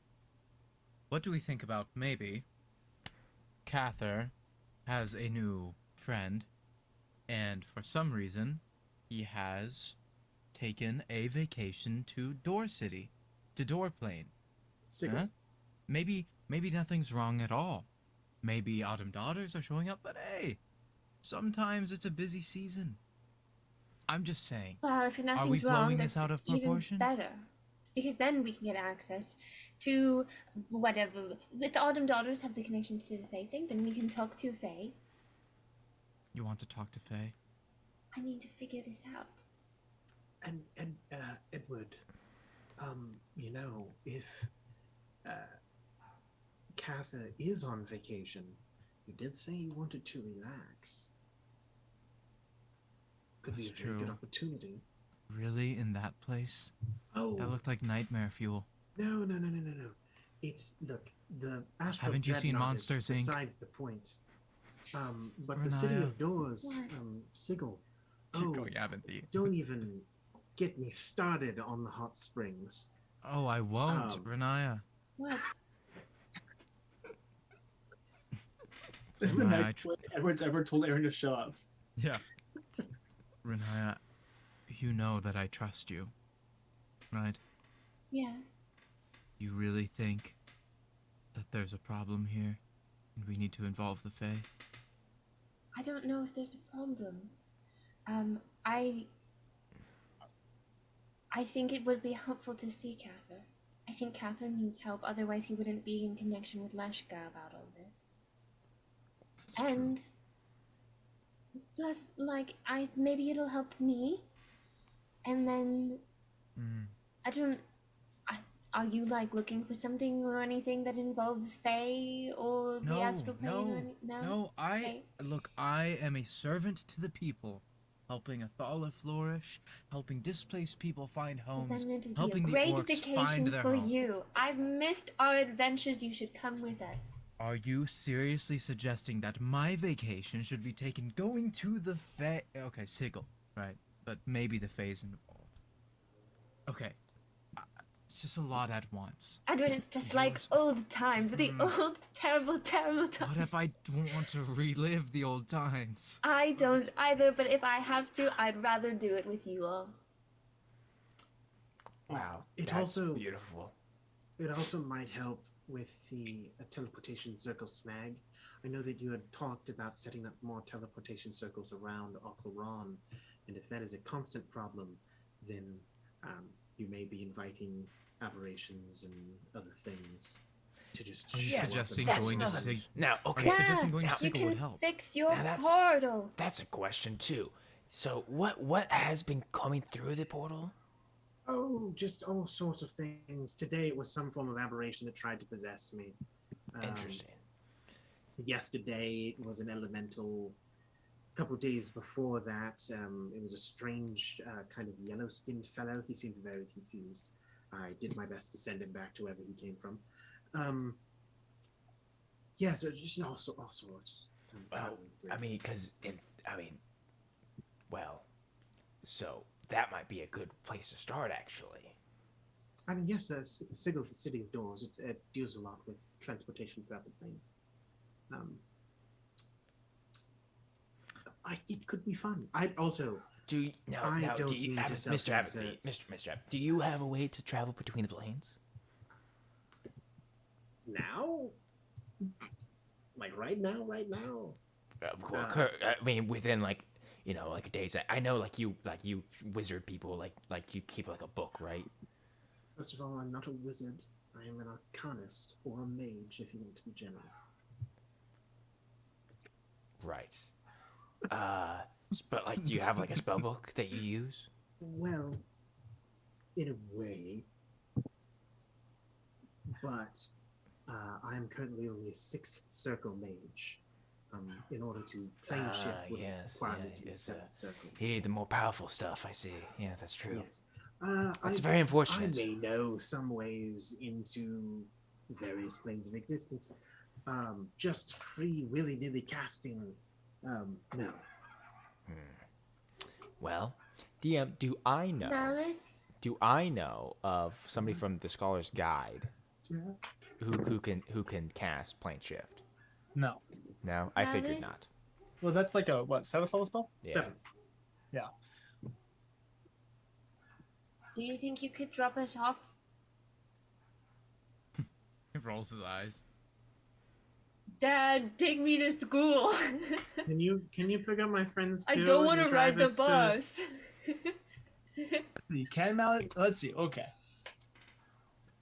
How much It's Arcana the DM domain. dealing with his party derailing He pulls his up next 2 5 circles in sessions. his hands, and he shows Sigil, and then he shows doors in Sigil opening with Arcfey, Princes of the Abyss, Great Old Ones, all of the massive, like, mean planar creatures that want to hunt gods. He shows going in and out of Sigil often. Well, I wouldn't want you to go there with us. But, like, no. Do you happen Please to- don't go there. Do you That's happen to know a extremely dangerous. door? Yeah, no, into don't want to Sigil? lose you, please. Like, I know that sometimes just some doors just open into Sigil. Do you know where one of those would be?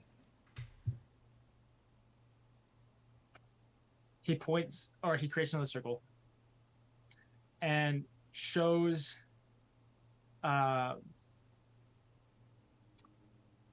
it opens up on what is currently night.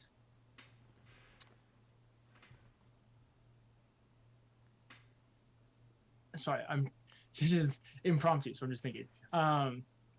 It's currently night. There is the gentle lapping of the sea at the very foreground, someplace on the coast. Along the land, you can see, or kind of this third-person perspective, there is a small island that has, it looks like this massive pine forest surrounding the whole thing, or encapsulating the whole thing, with one large singular mountain erupting out of the island. The entire island is basically one island with a pine forest surrounding. It zooms in around onto the top and shows a small cave that then winds down deep and deep and deep until eventually it enters into this small like magma tunnel, kind of this cave-like system full of magma. And across the pool is a silver line that creates a little door on the wall. Abinthy's been a lot of places to see this island. Is this the freaking like the Dead Small King's Ward uninhabited island? islands? The tiny uninhabited island? Please tell me. Ebenthy, go ahead and roll a history or intelligence check. Edward, go ahead and roll history or intelligence check. Ooh. Okay. This doesn't have now, DM. This doesn't have to be Cather's Island. Just to clarify. No. Okay, good. 27. That was just there. That would have been really unfortunate. Better than mine. I got a 10. Well, the nice thing is your DC is different. You happen to remember a small, tiny, uninhabited island that had a large mountain on it, a pine forest. There was a little grotto that went into it that you sailed into. And there was a tunnel that kept going down. And there was a tunnel that kept going down and down and down and down. Renaya? That was previously unexplored. Renaya? That's right. Mm-hmm. Do you remember the tiny uninhabited island? You know of a place that I know of a tiny uninhabited island. The one next to the pirate government, where that we you lost know. Havel. Actually, yours is more secretive. That's where that is. I recognize Master of that Secrets. +9 to history. Are we That's going to very the far tiny from uninhabited here. island? I mean, do you have a quick way to get to that tiny uninhabited island? Do you still have your flying boat? teleportation circle? We do have teleportations, but we don't have a time. We have it's an uninhabited island. There's no teleportation Yes, we would circles need there. to already know. I mean, that. that's Yeah, what. but there are Do you those still have your? islands, Do you still have right? your flying boat? Yes, it's anchored just offside the cliff. I mean, cause like We still have that thing. I mean, cause like I could use a teleportation circle to get us like towards like the coasts, and then we fly the ship the rest of the way. Maybe we could find that old captain that helped us. We never paid her. We can take care of that. I mean, you also Well, you we guys are also extra- like disappeared, right, for like 4 months. Yeah, but she wasn't. Yeah. We kind of. But in doing that, we kind of essentially left them abandoned. I tried That's to not message nice. them You should one always time. pay your debts. All right. Well, maybe. Okay. Here's what I'm There's a thinking. lot of things that is. I would like to go to these islands. I remember them being quite nice, apart from the pirates. But I would like a change in scenery. And hear me out. Go to these islands. Maybe I stay on the islands. You guys check out Sigil. Right? I did see those Arcfey. Don't you think that you're going to talk me into going in there? If Cather wants to Edward. deal with Arcfey. Aaron, Oh, I come sent you a on. I link. want an island vacation. And we can have it, but first we need to get Cather along for it. There were Arcfey in that Edward. place. And Oh, Renai like grabs Edward's shoulders. Edward, What? look at the three of us. We are all magic-based people. We will not last long on our own. We need you. Please. Me? Yes. Tarak trained you. Yeah, I know. I mean, you got that really Gotten nice pretty sword good on your with the hip. Uh-huh. sword. I don't think I'm gonna talk you out of going in there, am I? No. Ooh, couldn't there be somebody else as competent as I am? We'll get Cather. And then Cather will come if we'll go on vacation. It'll be great. Please. We'll check out Sigil, whatever it is. We'll check it out quickly. Yes. If we don't see Cather, Super we'll fast. ride back where we came from. Abinthy? Excuse me, Abinthy. Abinthy is like staring off in the void. He's having like wartime memories. He's like flashing back, a little drool coming out of his does mouth. this sometimes. Abinthy, hello. Abinthy? I think he's receiving a message from the extraplanar being known as the Dungeon Master. Oh, I didn't realize that. The most ancient of ancient ones. Yes, if only we could talk to him about this Maybe ancient he language. I can still say what Edward is going to say. He says... The problem is he needs you to roll a d20 and get like a 45 for some He reason. says... What do I need to do? I'm sorry, what? Abinthy, you've been to Sigil, it sounds. I need you to go with us, because we are not getting lost in that place. Sigil, I mean... Okay, I've been to that island. You know of the place, right? If we go in there and we get lost, so help me. Do you understand, Oclaron? Wait, Oclaron's is not going to Sigil survive and you're without lost, me here. or- There's Or orcs. the island Uh-huh. and you're lost. Because I can probably still navigate the island. I'm talking about in Sigil. Oh, We go in Sigil, we get out getting Sigil. lost in Sigil is part of the allure of Sigil. You can't We just have to go to find Sigil and Cather. not get We're going to lost. find Cather. Look, okay? He has a we new have girlfriend. to. Look, That's what this is about, right? I'm super good at like navigating places, so we won't get lost. I'll know however we need to get back, okay?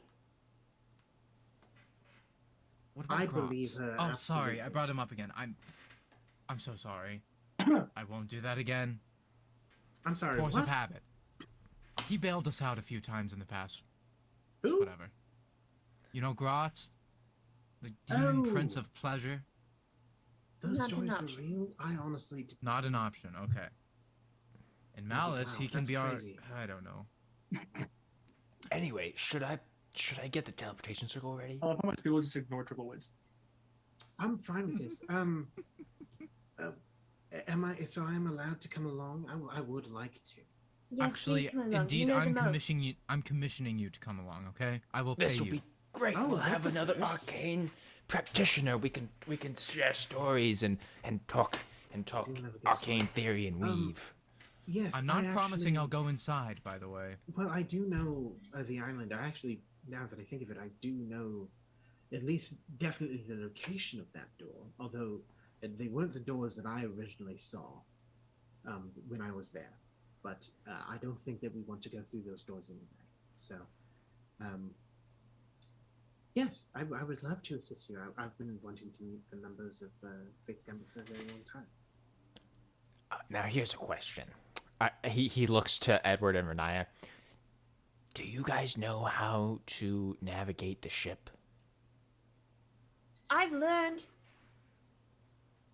I'm good at Crow's Nest. I've been on a boat before. Many times. I was shipwrecked several of them.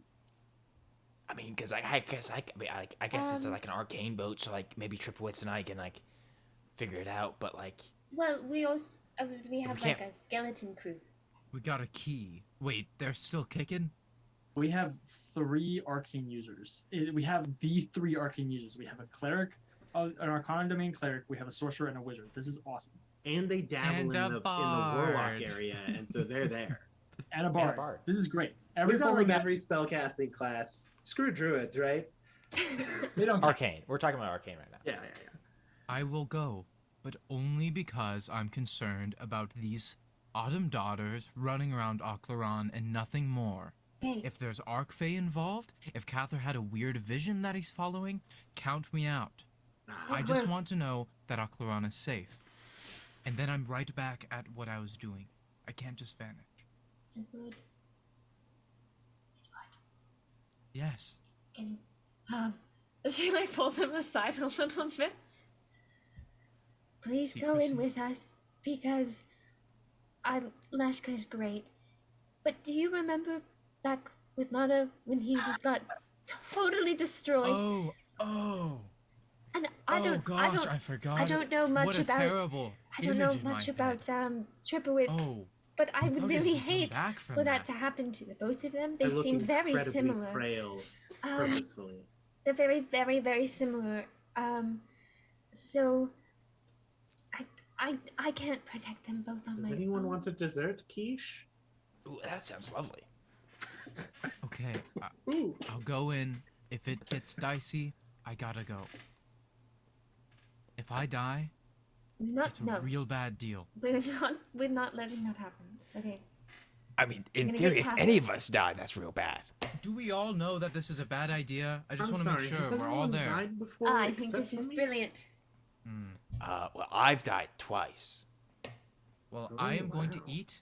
Thank you for making those little sliders. I'm Yes, going to of get in course. that sauna, and you know I'm gonna get in that sauna. Soak up the steam. But it's Mhm. good for the pores. It is, and then I'm going to sleep. And also, I'm going to talk to my mother, who's staying here, by the way. I haven't even been able to say hello to her yet. Oh yeah, she's doing wonderfully. She's staying here? And yes, she has been. She Our requested. girl Niefendel is here. We have a few Niefendel? residents. No way. Niefendel is here, yes. And Mary is then here as well. tomorrow, we're Mary? going to the islands. The islands, yes. Beautiful 'Cause we're sun. an island boy. Yes. All right. And we're going to be Cool. there. And we might step in Sigil for a time, but then we're back. Yes. Into the Sounds islands. great. Nothing is gonna go wrong. Oh God, everything went Narrative wrong. voice. It all went very wrong. So, So, Malice. oh, Okay. As everything. I think that's all for now. Come here. It was nice meeting you. Boop. you boop him on his faceless face. He kind of like rears back just a little bit and then boops you before just kind of getting up and just patting your tower. And when his hand leaves, it's just fixed. Wait, Malice.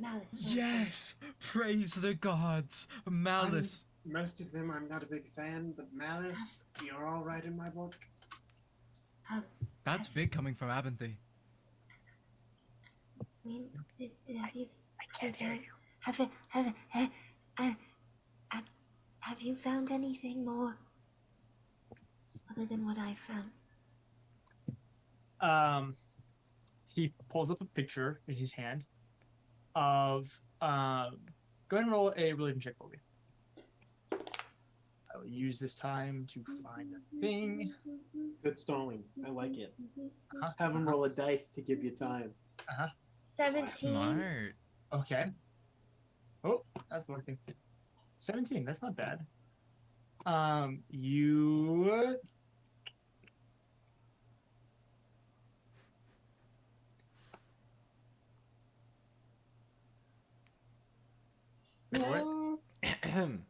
So, guys, you come here often. Dead Just so you know. working on it. Where's the freaking document? Table scraps on Thursday. Oh my come check it gosh. out. It'll be really fun. We're going to be talking about this session, Yeah. kind of what goes on to who knows who will be there. It'll be at least me, maybe someone Or else. buy clothes on our website. Yes, we have a merch store on our website. Don't use the link in the description because it's spelled wrong. www.thepaperdungeon.com. I have a voice changer.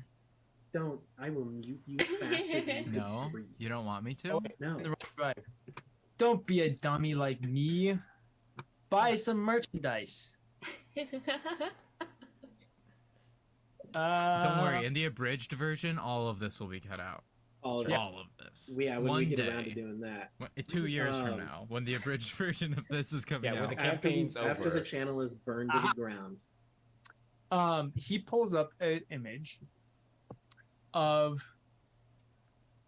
what you recognize to be the god Hebel.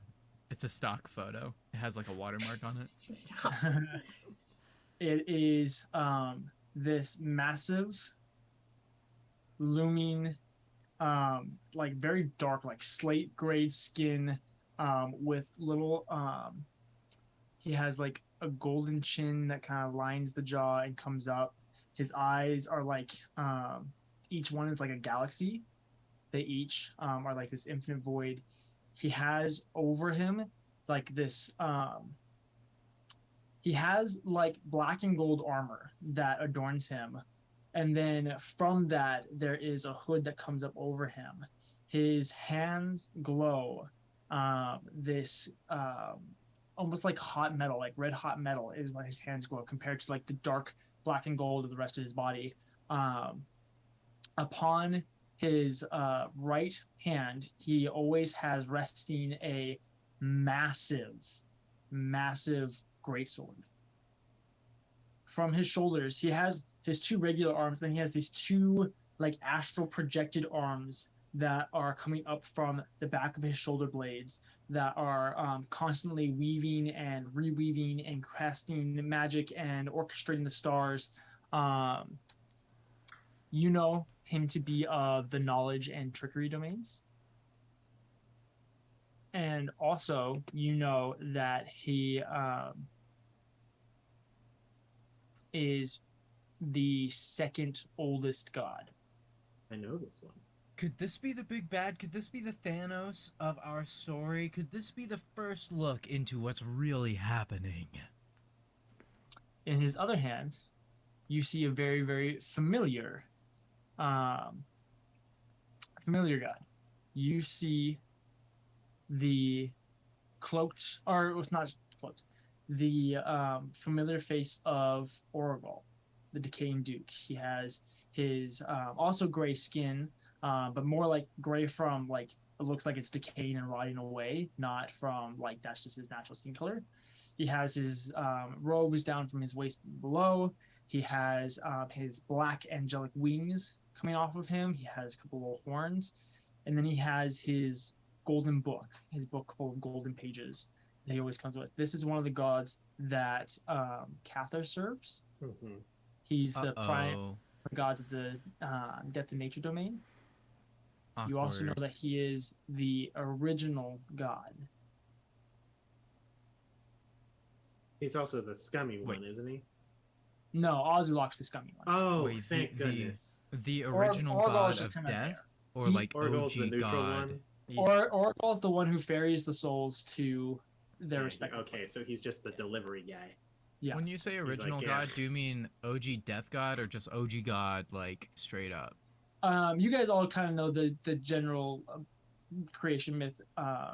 You know that Oragol, especially having talked to Catherine about different things, you know that Oragol was originally a man during the Age of Wisdom. And what ended up triggering the Age of Pandemonium was he was very, very good friends with another man, a man by the name of Asmodeus. Asmodeus became jealous of Oragol. Oh, yeah. First murder. He killed Oragol. Oragol is the first death ever to be recorded. At that point, up until then, there was no death ever. L. Lonantari, the mother goddess, the only true god, quote unquote, then created Mount Celestia to have a place for Oragol's soul. Mount Celestia was originally designed just to be a place for Oragol. But then with the Age of Pandemonium being triggered and now death entering into the material plane and all these things happening, Oragol became the farrier for all these souls to be going to Mount Celestia and to some of the other planes. And Asmodeus was banished to the Nine Hells as punishment for his action. Gotcha. Dang. So Oragol is... That's pretty metal. Probably one of the oldest, if not the oldest creature that you can talk to that would have any semblance or reason to actually like want to talk to you, who is from the Age of Wisdom. Sounds fairy to me. That seems like a good lead. Those are two gods that are most likely to be able to decipher this language from Malice's perspective. Okay, and then, have you heard anything from him? Or any updates on him?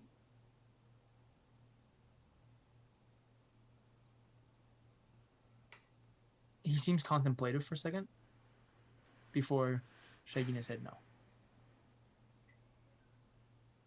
Okay.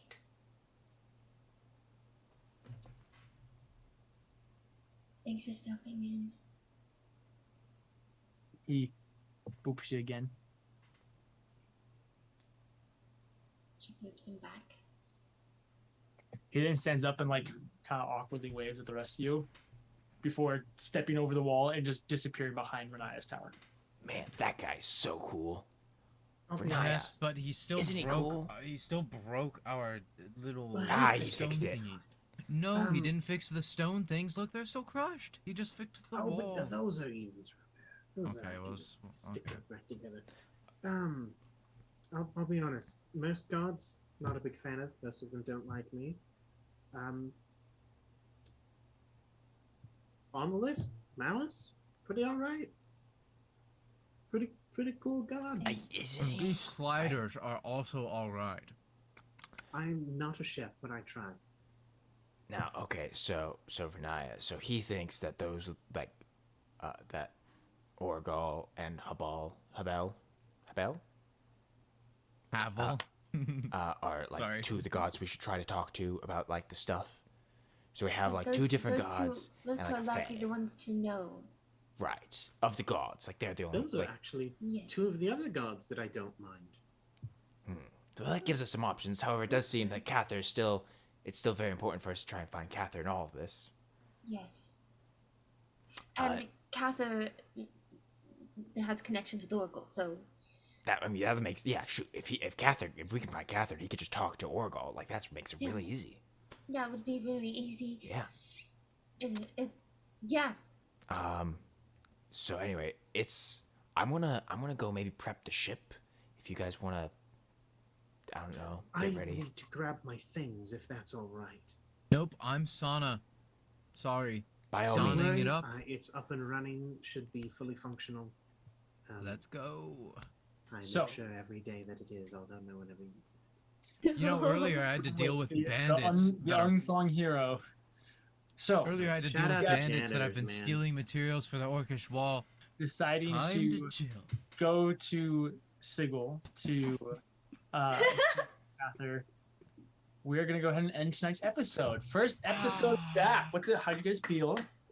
Oh, so good. So exciting. A little I'm nervous. so It's not bad. happy. So That good. took way too much time to get you guys to go after Cather. Oh, you should have known.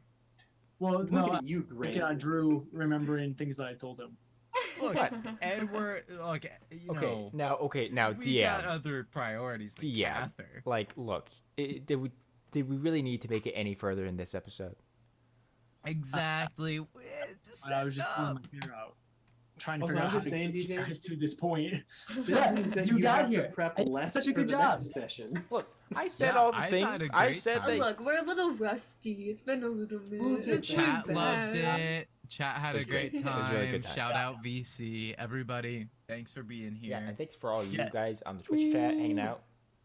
So fun. Yeah. This right here is a big moment. The first episode of Chapter 2 of Book 1. Gosh.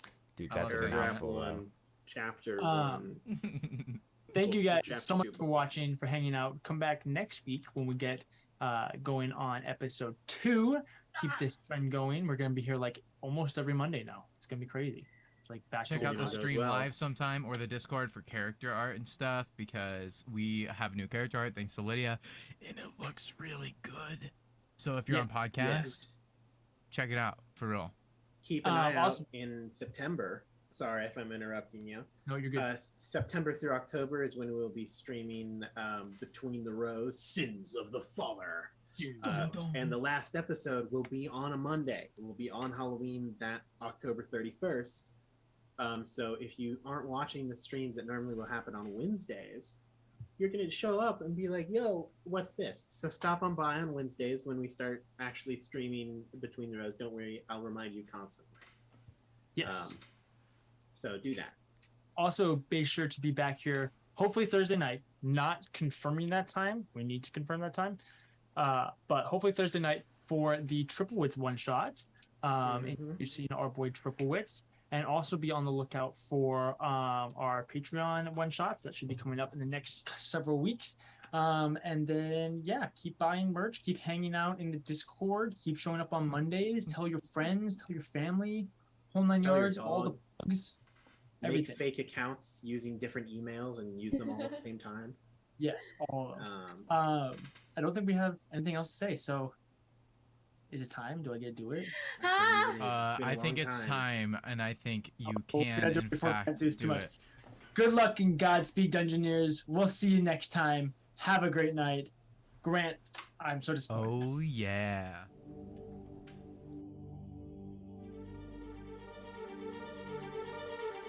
Welcome to Nico Muris, a world of lost legend and forgotten lore. As the world, still recovering from the decimation of the trial, approaches the turn of the century, ancient evil returns with a lust for darkness and ruin. Follow us into a planar conspiracy as powers beyond your imagination plot the downfall of all that is right and good. 3 years have passed since our heroes fought a war to reclaim a fallen land. Now, they must once again take up arms and write a new story, a tale of glory, fear, and fortune, as they make their way through the Paper Dungeon.